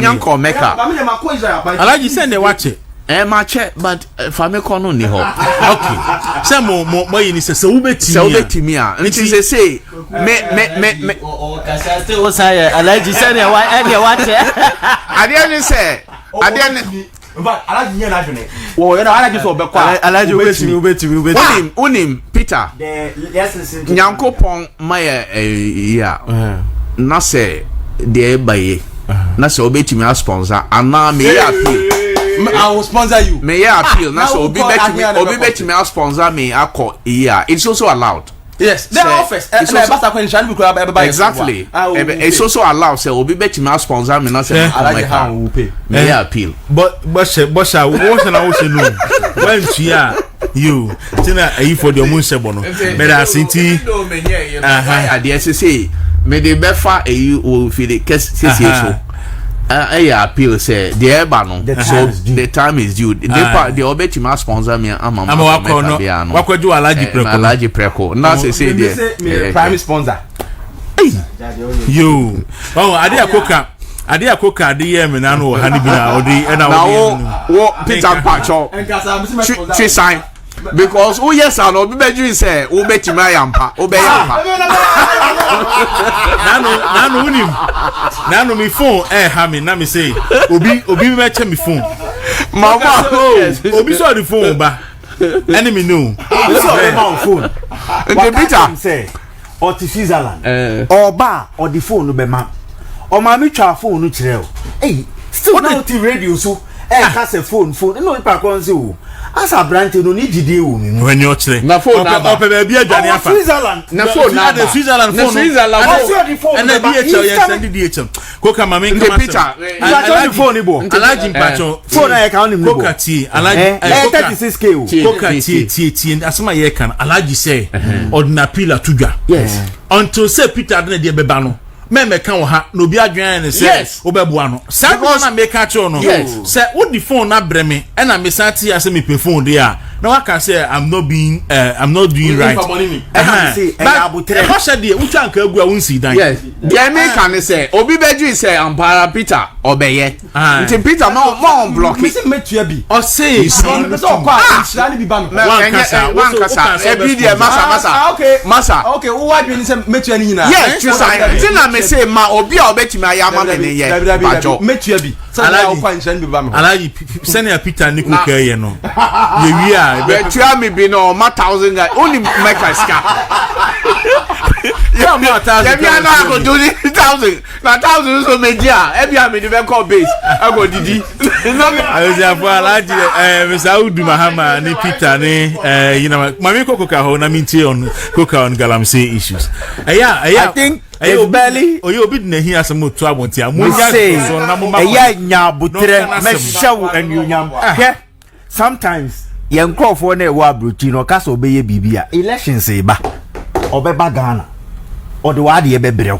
elections da ben me pacho mesra wo manka ni ye osi oni mre ohia ni ne ya osi independence now ohia phone ne ya nti say o bad next month na ebe chedodo nti pacho yempa obi fufuro no mo ano why manka ni ye enkasa ohun say me ma koka masem no man si oba next month oba ko ni campaign send answer efe alaji ayi profunim fane say me hia me phone no urgently na me de me appeal be tudwa say me phone no e ha me obi so work bi o chira me bre obi na wa koka say na also onipa o say obi say oh wasu mi na o the phone ni beba ni bibia wa na me say nya botre na yetwa nka agua yin si dan yes ento dia o say obi say you mate ebepa na aba ema yen so ema ebi ni Peter dia alaji say obi mu ame komeka o si o me sponsor afefe na ye pushi wa o say metu ebi na 1000 na o so no di bia ba ko base akọ didi fufu a na me ka no ma call o the 1000 ba so wetu ebi nso na anko ntimi anko Matthias enti afide ma si all the same ba me part sponsor I no kan ye percentage be say me bo on answer what oka galamsey me eko I think it's barely 24 hours near me say Lance Minister the normal praise and worship say galamsey is beyond NPP and NDC. Galamsey is destroying it. But na me expect say ka journalist na wo ne nkrofo no abebusa ne say honorable o kan say akunta mine ni sa no ma besun ni sa no ma na ne e fu so usu wie no galamsey no esu betwa o ka say o don sa to wuntumi normal mines ni sa no ma o ka che o se be 2 years ni go mine o se there bi no unum so ye press conference no we afi kra na galamsey atinkense but adie bi a me feel say as a people yenye say see to me a evaluation ni a more percentage increase in galamsey now because utie John Dramani Mahama acquire to say or nikase no kase or ma why more job creation we're creating more jobs ne samara job creation now we a distraction of our environment what you see okay abrante na no kra placard now the bibia bona no GJ moma on the platform obeye the oye enti ananado no say no nim so oye spokesperson Emma your friend is okujeto ablakwa o post wo Facebook galamsey post no or on fa ho ene a lot of our journalists e kan galamsey nsem no nyina nya positions eno mi ye fi se nsuo na aye nom no de nsuo na aye nom no emfa ho party awodom yewo Ghana heya Milante Vanderpool ye didi kasa bebre ene galamsey ye drip equipment na wen since oba e betna office won say wa ye adwuma bi da won say drip machine ni here adwuma bi da drip machines ni nyina ayira so ye wan ko Ghana so wan tu kan ko Ghana nyina ena me say wo a wahu no me ye hu Alice Jamiadum me adwuma ye nansen ye nam constituency mu about 5 constituency amakom omo drip machines ni mbabi ye wo say galamsey I think Kensen or baby and the illegal is becoming more illegal na o jiji say o nya gold and na sami je mfiti o ka say galamsey beto background sana kwa me nkroma kreba na muka state of emergency water gas na no mo we adwuma be no mo ye sikana ye nti ade ne yetu omuka ye mo mun kofie what is their use I'll urge everybody ko Facebook and social media no ko share miracle presentation on your friends in galamsey no the oye wo yes UTV dia no ho Joy News dia no ho na Metro dia no ho enye nti ye kase John Dramani is an enabler of galamsey na ye nukre fan once this kaneba se wo dem o ti kra na ebetu se ebedu mebi omuba na ha na omuba clear na omunya 1 ounce kra of gold ya de Pama Ghana because at least sikane ba ho ba Ghana ho into the distraction is not a problem.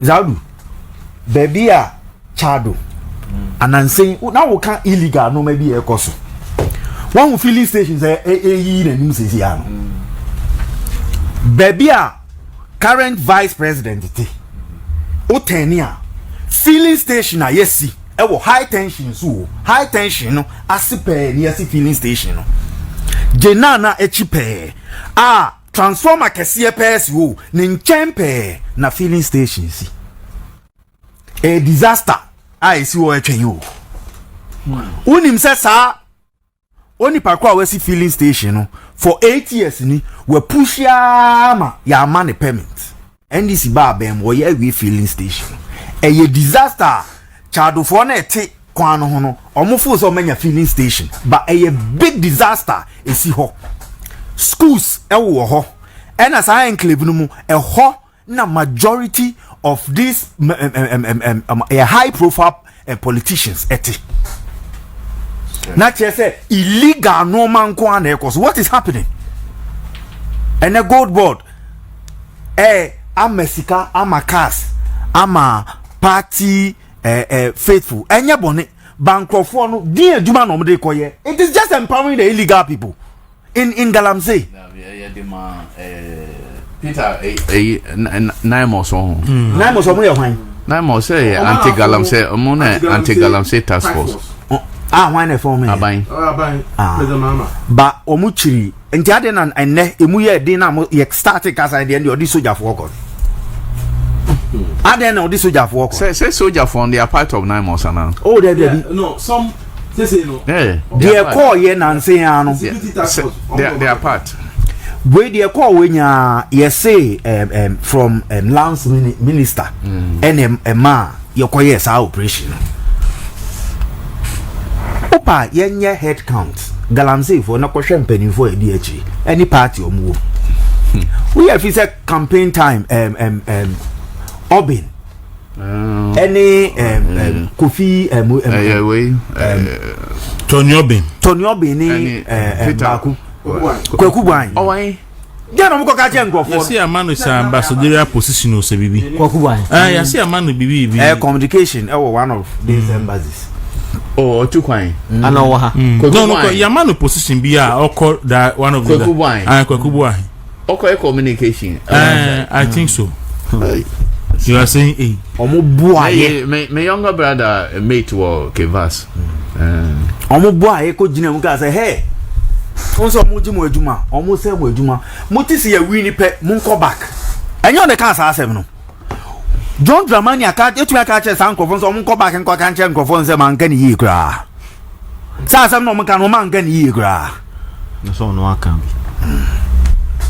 Jina o ka say oba who said former president statesman regional ka say yes oba galamsey for na ya chi omu nyina no obeja mo makoye o maduma na ne galamsey ati ni nsem a o complaining na enra I enjoyed what Nanado said omu bi your friends in Bantaman office o say yenye adwuma na your legacy from Kufuor eba ne de nso no ene edi be ye adwuma basi ye nyira hu se nkoyi ozi enkoyi ozi kala sa kosi mad mu utwa seri na ntwa okọ adwuma enko na obo hu se ateche na na etwa no what is happening to our country ena ote se the emian se nkofo na can't be because mu krom ho no gold ni ho no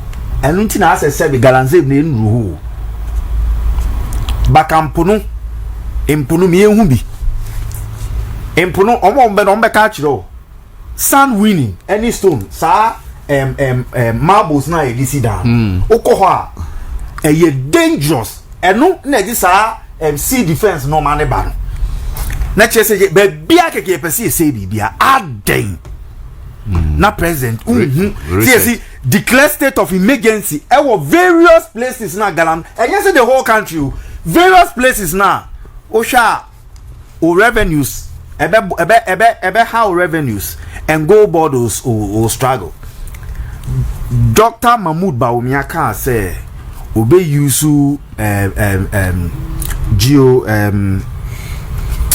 geological departments na oma use sciences data ni enye matra makoye no mutwitwa bo no ene sami je mfi kan say sa proposal no omo try ahwe so mbe consider omo try as so say no ne say geological survey the proposal by Dr. Bawumia in the manifesto ni say geological survey department they will then look for baby gold no war.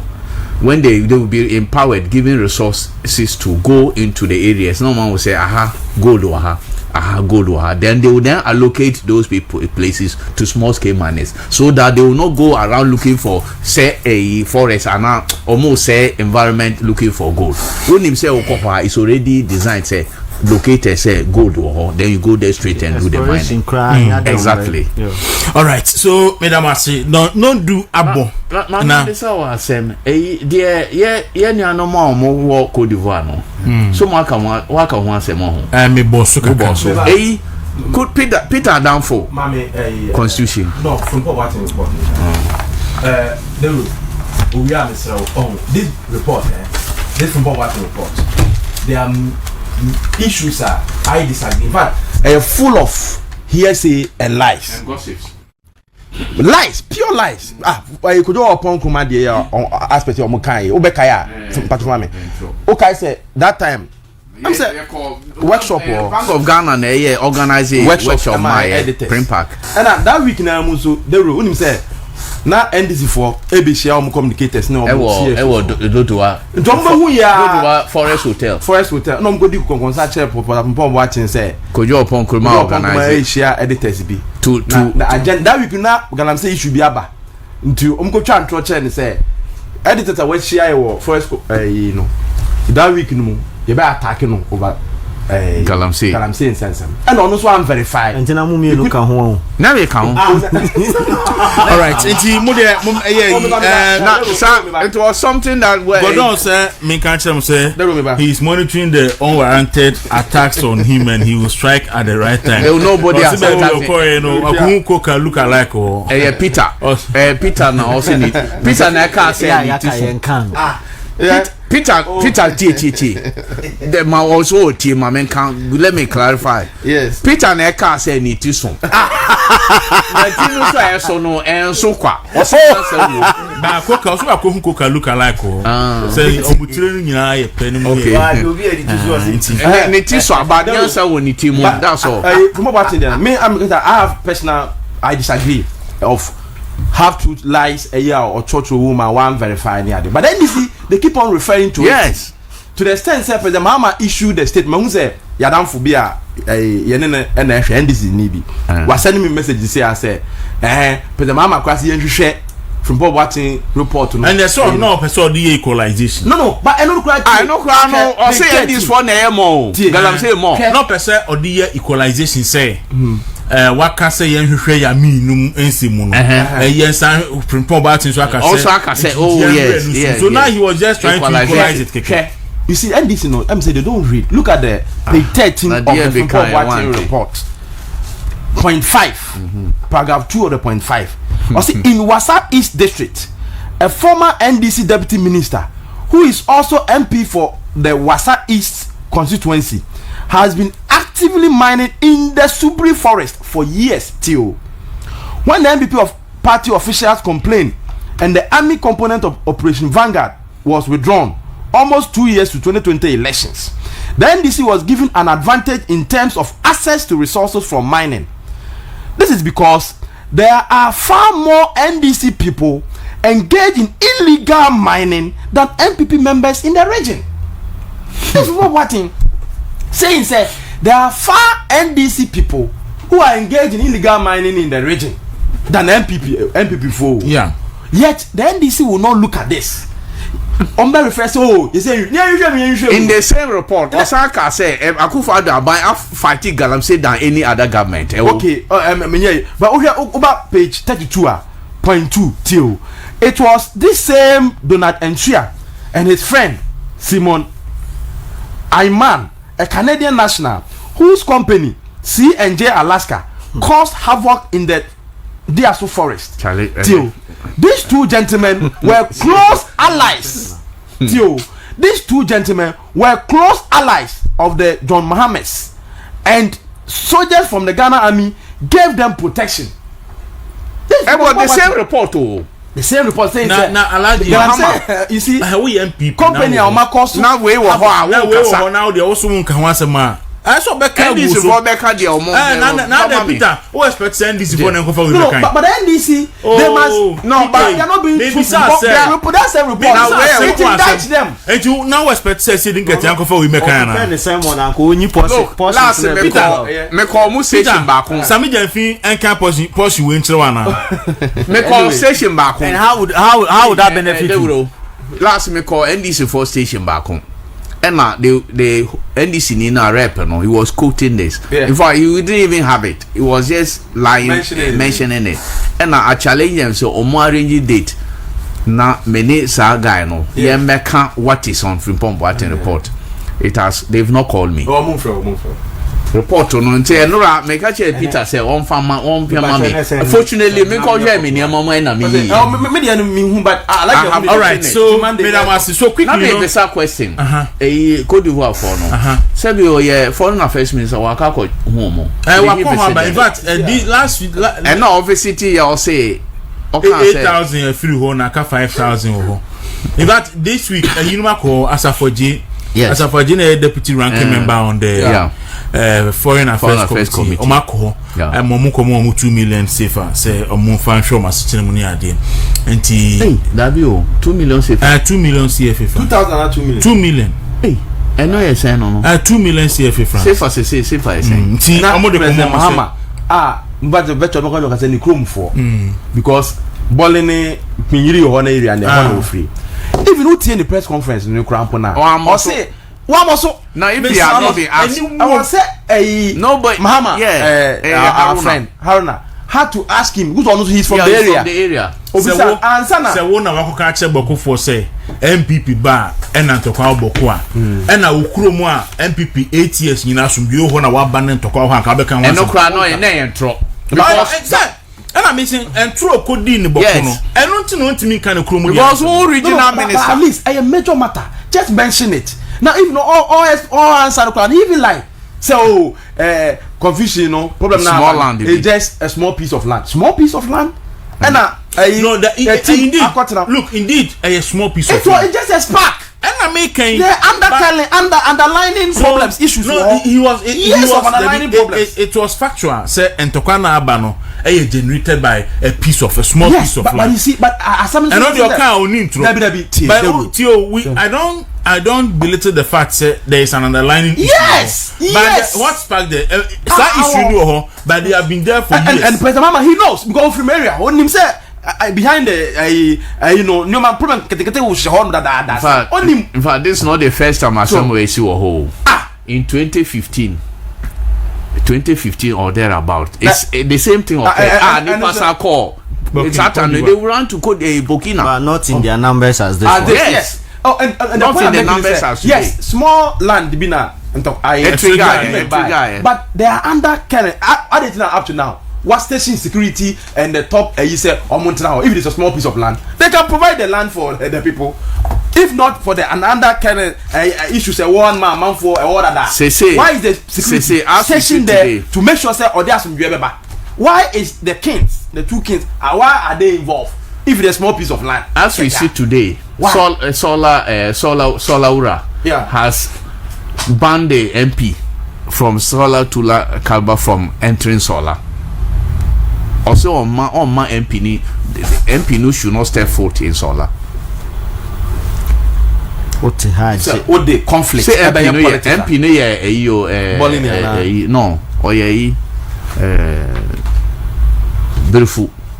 So now the MP2 is a refugee. Say somehow.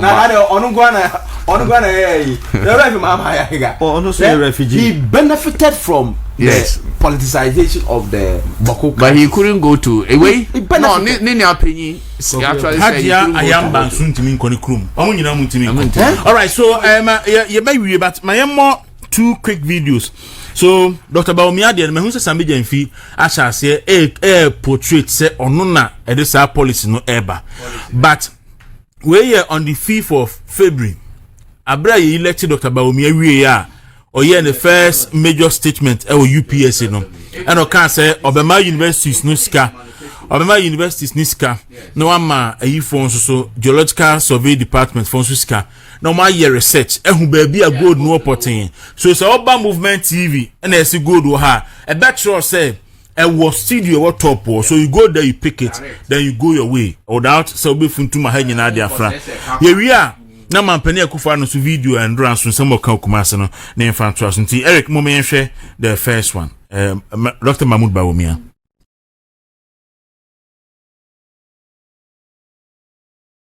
Universities and the Geological Institute. My government will engage exploration experts from the universities and the geological institutions to assist in exploring our 7 gold belts. However, if even only 5% of the 5 billion ounce estimate materialize, only 5%, it will be a game changer for Ghana. My government will provide the Geological Survey Department and our universities with resources annually to undertake a mapping of areas where we have gold reserves. As a matter of policy, we will legislate that concessions in areas with proven gold reserves that will find 100% of those concessions will be given to Ghanaians.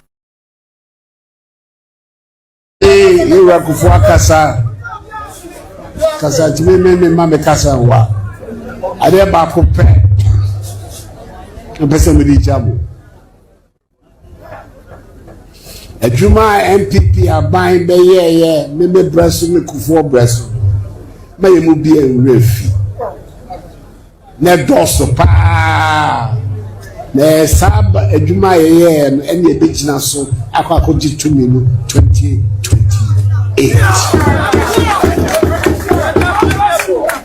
said man in the Bible so akwakoji abanu 2028 yen na ye hu did out ye koso e brand do se makasa ye koso na mo nyina amonu tua ye koso enkoyi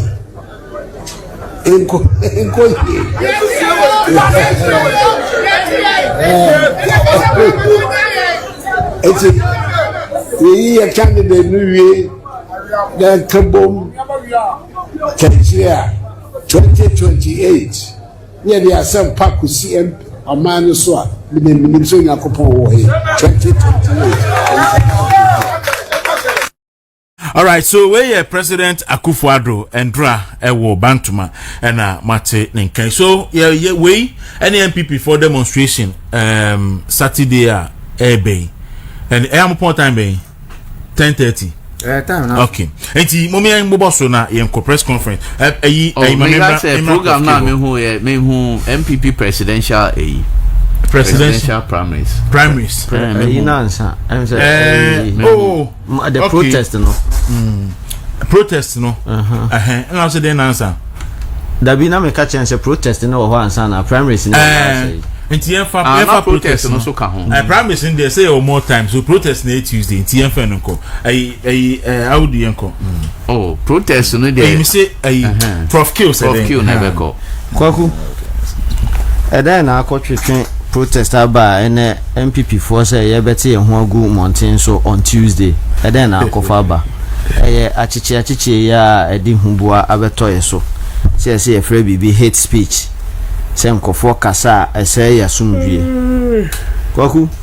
The first regional minister Professor Amos Bai ofan wo Ashanti region. Your friend Kofi Opokumanu. Asiedun Katia ne Dr. Kwabreje eko lanche omo campaign e wo Prempeh Assembly Hall wo Kumase. E na Kofi Opokumanu e ka se tio itipa Prempeh Assembly Hall na ai Dr. Sapon ya wanya ne ba bi ko wo ai no na no ye me ona no ye oye mayor no wo hobby na me wo publication no wa ha sei we Tuesday 5th January 2010 title ne Minister declares war on NPP. The first regional minister Professor Messi Kofi Opokumanu. The Ashanti regional minister Kofi Opokumanu has tasked supporters of National Democratic Congress to subject to severe beatings any member of the New Patriotic Party who passes unsavory comments about the ruling party. Now, me person me nyane direct quotation. I say I'm urging you to beat them because in this world we do not wish good for our detractors nor deal leniently with them. He noted. Satam na President Mahama ya no ya president. No a vice president. No a vice president. And an minister e wa Ashanti region. Ese yemo NPP for while beka seti aban ni bia no. They should be subjected to severe beatings. Our Ghana has said. Mokai calling out the Niano. Baba Naba. Abdullah Naba. Naba say ye kum nipada. Naba timi declares all my onabuka in Japan. Ma sa constituency no. Ewa hafu. Oma ne maho. Na President Mahama vice president.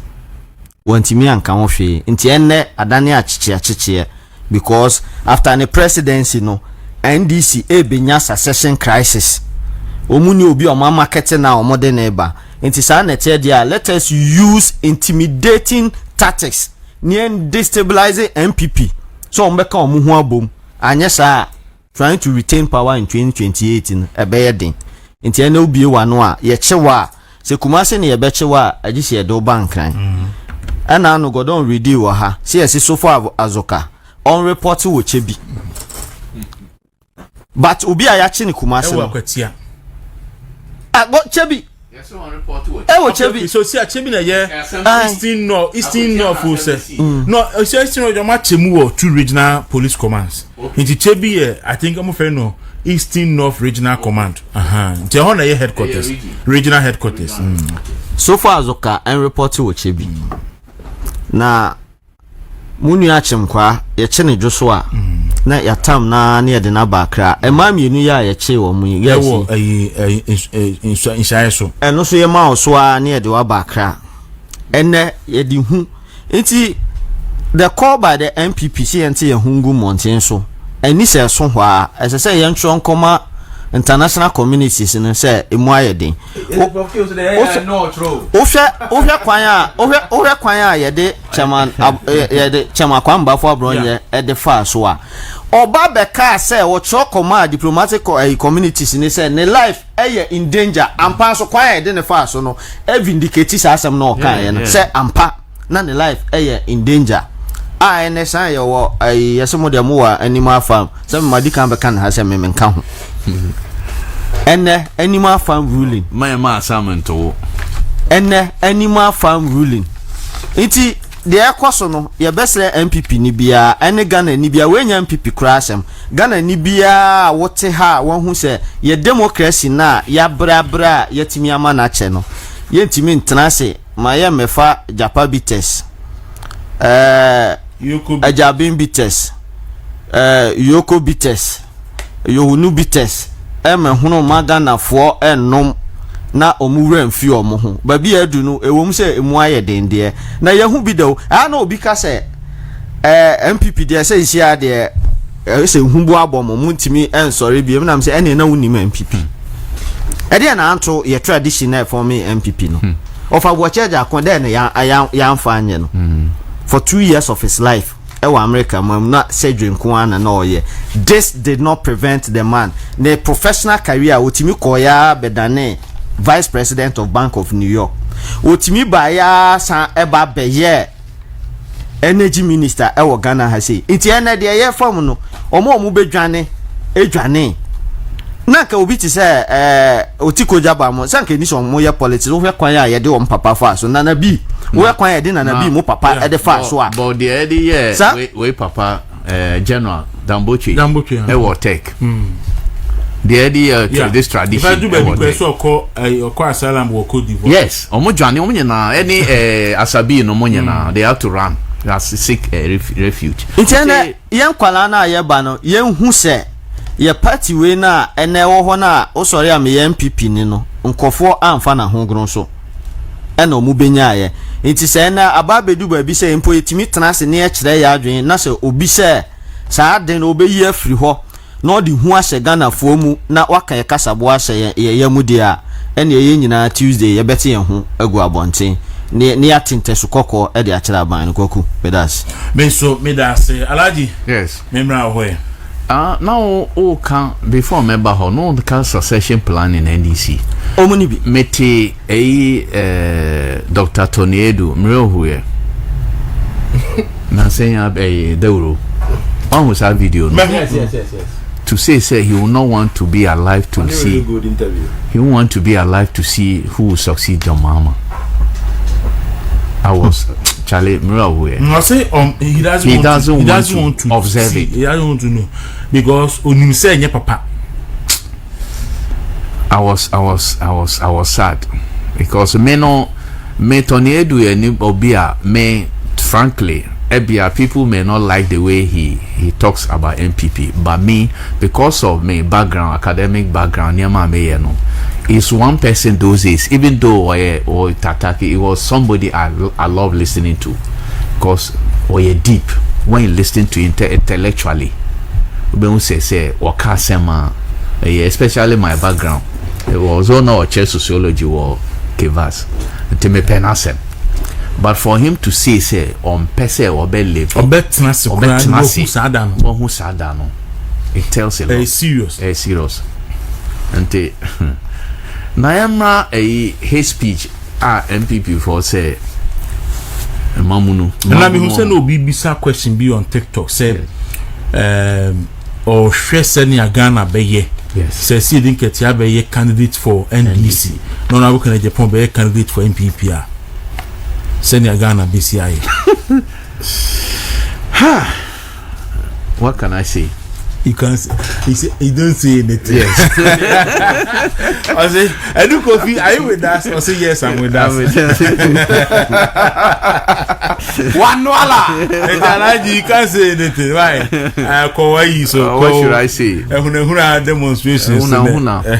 You see, this demonstration should not be just about NPP for it is also about penyufo yama ebinomo edi omo esi ho ye work this country. Only say omochi people for hate speech enyesa omachi abronye omachi nipa bebre omachi TikTokers say omai hate speech. I always cite the issue of Kevin Taylor. This is somebody I say jurisdiction wani Ghana or to America. Kevin Taylor ye otumfo otukokoso wa ye ochihene ya ye chief imam ene ne kofo wa ye Duncan Williams wa ye Ajenasare wa ye Dr. Mensa Otago wa ye every important person in this country probably except President Mahama. This is somebody or ye to the sense of attacking a Court of Appeal judge or city as additional High Court judge. And I issue bench warrant, arrest warrant, bench warrant for his arrest. Papa way or Court of Appeal a judge or city additional High Court judge issue warrant way for his arrest. Then when see Ghana, man arrest warrant no. Immediately, a John Mahama president, Mahama Winnie, and this for Winnie, he was able to come to Ghana under the protection of this government of national security. National security. No, Okoye. Your code, yes, da. Ewo baby, and now vice president on that baby, a president Mahama Nankasa. Oh no, that's a claim. Up to now, nobody has issued a statement saying no credit. Said that's where they gave him protection. Yeah, man, protection. Somebody who should have been arrested because there was arrest warrant, you arrested no police for every radio interviews and IGP. No, I also say he was in this. He has been in this country. He was the IGP. Papa way back. IGP don't carry say damn pare kura oko. Ko say damn pare ofi. Ono so beko. Damn pare ofi. Ono so no time beso. This is a personal woman of protection. The our court. Ye guided to Supreme Court and also quashi arrest warrant. The guy was given a red carpet and also call US. Or call USA, go to his Facebook page, YouTube. Nema okaka about Ghana. So Sadimo, if you are a lover of Otunfo, if you are a lover of Otunfo, sa demonstration where say Okobi. If you are a lover of Ochihene, sad demonstration is Okobi. If you are a lover of Duncan Williams, sad demonstration is Okobi. If you are a lover of Chief Imam, sad demonstration is Okobi. If you are a lover of all the important people are Omo, Kevin Taylor Omo, sad demonstration is Okobi. It's Okobi to show say discrimination near Kosono.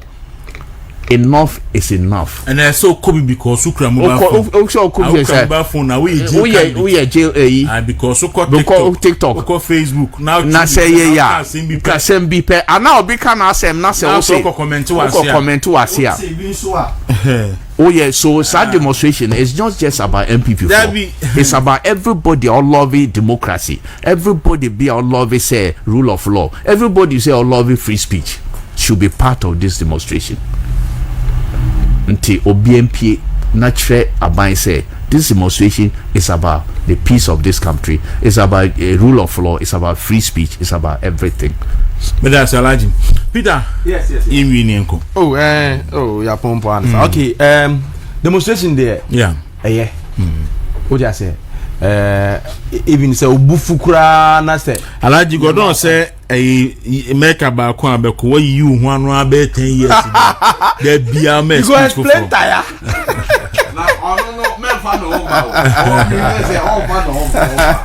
because obey ya we on him say me mama say me face nti like one year ko so the man no bet me asbo zamia onye na enu anu I say me 10 years no I you on the more fan no kaja me ni apedi alaji come down e are come down omon kom timum no mon pace kama na ko some me come because me person me benefit me nya nshira ne bit me come me ni apedi alaji come down me chia no yeah bita yenkwe me see demonstration there at the papa what you say miti because having opportunity to even speak mpo me kai a famous statement there na president Kufuor Otaka say or prefer democracy free speech noisy media to a democracy where media no na amafo nya kwan enka omasem a very profound statement nti e be yes in a democracy there will be a nya kwan aka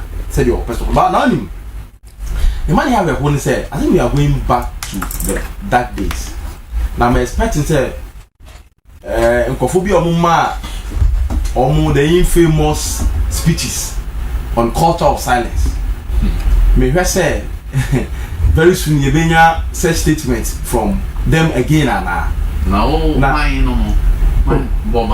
say some donor MIK the on culture of silence say Ghana media cry ya to bia yes now share the ekoso look and say and NPP some trofo and answer some civil society organization agents be ekasa ya cheom but I'm ready to debate anybody on the issues they cheom and the issues they chew among for and the rates at which they arrest. Look, DJ, your last but 1 or 2 press conferences a year. Yes, every year be some trophy harass or me cheom on average year 12. As far back 2 months ago, na some trophy cheom on harass or no omo ya bu omo ne ye 10 omo ya bu omo ye 13 and omo so ya che omo ye 5 above the average. annual average yearly you know half 6 months na atwam but you see the man here who here worrying in say AC under the presidency of John Dramani Mahama His Excellency we so no adwuma why be pay and also Ogusu a member of the GJ. Yes, Ogusu he is actually yes he's a member of the GJ and me bon central for in fact you know directly behind him see you Mahama I you go to aba no yes Mahama edin as a year not me to aba so it do share say ono na breso na nsem bi say e koso some of which are on more so da na Addison or say very rich say President Mahama pa now here some more kind statement or kind in the past when Sanchofo be a teacher wo so be kind a letter do yes some more kind so ono na breso kwa po there radio station bia e what descent ama omuma dissenting view yen close ne da under the watch ene oba power February near close to some radio stations yeah they are closing it twice and say and look at you see sometimes that's so off na unim close and kwara na nya issue na nyina so mu gira so di close no say odwwa obe say you can't think far reasons na wo say enko tu obi ne mask free baby famra me wa other radio station no mo aka wo mask si ho hwe your station no kumase no o say o ma renew our license no renew license no na esan ko mo tro letter bro mo be inspection nti o mo tro letter ne man joma kotum so they have the license no they o could renew license by 3 months and after 3 months akotum say esan ko tro letter bro na be inspection and on fa letter no unim say max nya wo obi ye de no ye ni sedu agongo de no na sedu agongo nko a no be tio ebi try yes yo ebi wo ye de okita ase yes but others no we no mo e wo ahwere ase enti ba bia ye de ni sikura no ye ni sedu agongo no mo na share wo Accra FM eni o mo na share the same place enti at the point in time na nipo no share Accra FM ho no na share ho man so that say enti no yes pose obese yes enti no o ka se watu ye diem the entun free one family na clear from the on tena ho nya adwuma so you are being unfair to us na me chese and na one of the reasons there one of the reasons I see your license I don't say you baby you must circle to Balata market any NPP headquarters ever salam down you see the absurdity oh now we has the mama ben so and as our injustices we are in the past when radio stations entry renewal fee. In fact, Radio Gold, you see, I won't justify, but Radio Gold normal license is from 1995. Yes. And no class, I'm George said it is an illegal. In 1995, yes. And a normal license is and President Mama, I the license me say now they assassin radio. So no monica, but almost say also go mutia. Sometimes go no omantia. And because omantia and intimidate, he includes it. Yeah, dear. The rule, but Nagopo. Oh, Yamio. Mr. Assembly at the Beamica. I'm saying a Chasusune at the Zomotaka Papa. Jerry John Rollins. A big deal of mine, so 19 good years. 11 good years. That's or da no sorry. No kasa udu ti kwa ta yi hu do enti asoja for enko fana e ko fana then one is all power edu baby na onu one party mpo okoso okotua dues abra na party no has found that NDC otua dues you know yen recruit so ya backing door yen recruit o manebo amanom yes ahoy book no kuja to no yes e mo man jidi na tem e me say ni kete aka say wa backing dog no maka na atum power you know your mama 11 good years o na then say na bam na de wo mu ni say aka 3 years 3 months your mama we yes former president even within the party say NDC we need 2028 power will shift no na ya now that within the party no omo no support nkofo bi ene yenim say do omote in fact I got 1176 days the rule they say to me na person for we or cause power can trick you yes power today montana ho na nya mo de say obi mask yon fa ma na obi station wa renew one for notification am ntem matum na montana ho one day even if NPP and NDC to some power will shift within the party and then we will see what will happen in this country. Okay. Manosi NPP for presidential aspirants. Man who say amount for year near my 10 cents of weight. 10 cents away. Omo ya no mo dia show bi. Sa 10 cents or 10 cents you know. MPP for omo nya smart o. Dia mi kwa dey 16 o. Omo nya smart o. Ya no mo ye ne ma dey hihye na mo dey hihye me ho. And ya twema NDC mo dey. Presidential you know mo nya smart o. NDC dey ne ba be how many cents of a city get. Okay. And dia ma me ye kom. But I'm only telling them they should not use it to attack themselves. Yeah, Prince also the only taxi driver with a degree in also new the only taxi driver I'll say the only taxi driver with degree in political science. That's Prince right. Okofodia. No say yemfa happy birthday Emma Okatachi na Nyampong. Nana Madukuya esia meje ne papa ene na wo den tio say emotion happy birthday Emma no. And I'm told say omo call Safoje no call Cote d'Ivoire no. Omo wo ne say okuja to claim say 8,000 refugees are returning to Ghana. And again, now God also can say, a branch now bonding Donald Etriano say on so we're free. Oh, well, I didn't find a crime. And yeah, the best I seen. Na Mama alive. According to from Bob Boadu. Na Peter Adamfo the on can no credit foreign affairs minister. Oh, one can no credit New Year. Oh, me see one can no credit. Me na me catch you. Oh yeah. And you only say no buy create how many million jobs say 1.6 million jobs from day one the one kind of credit yeah go bad labor minister it means and buy also no one say when you are say madam for the can ask why di madam for buy Eric money madam for one chant throw. My friends do not lie. I could have told black idea ordinary trophy to take. Or to say that, or to say Ojapam or the entire everything. Well, Dean Trosser. See, the friend is said, or could you tell black one? So I know who they yes.